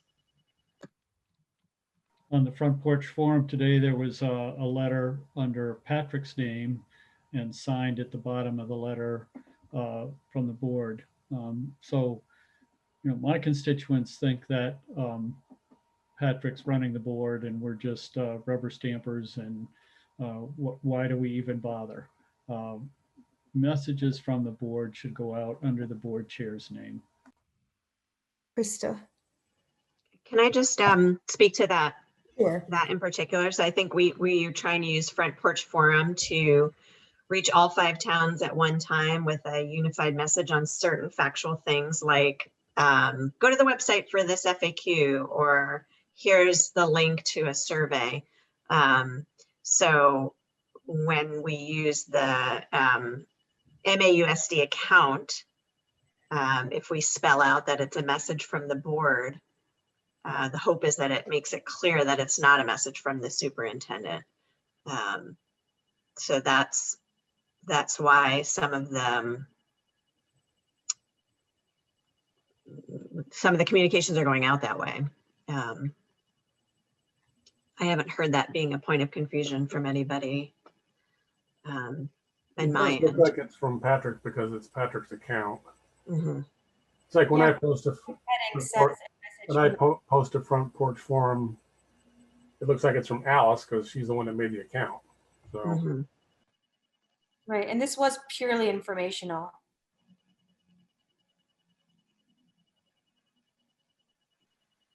I wonder if we can relabel the account to MAUSD.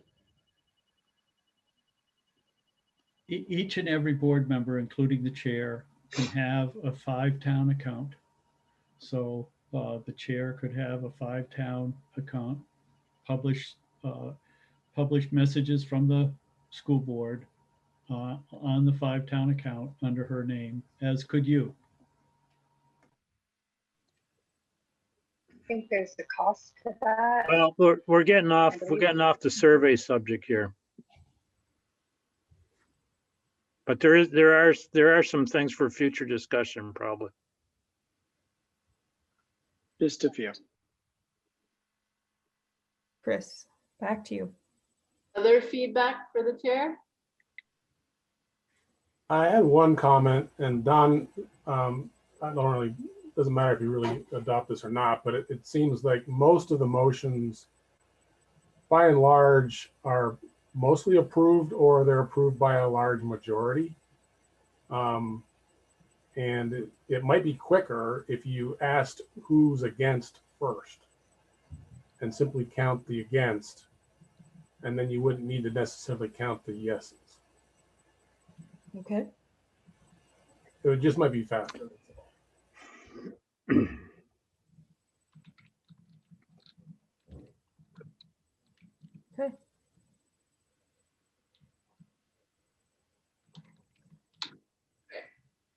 What went well with the meeting?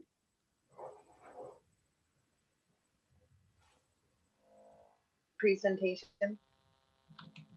Thank you for everybody who worked on that. The voting went very well. It was efficiently and effectively done. Thanks for throwing that FY23 on there, Patrick. Anything else? Okay. Is that it? One more, almost there. What suggestions do you have for ways to improve future meetings?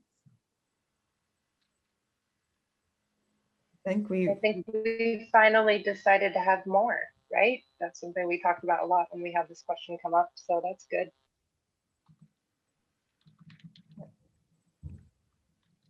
And the information sooner.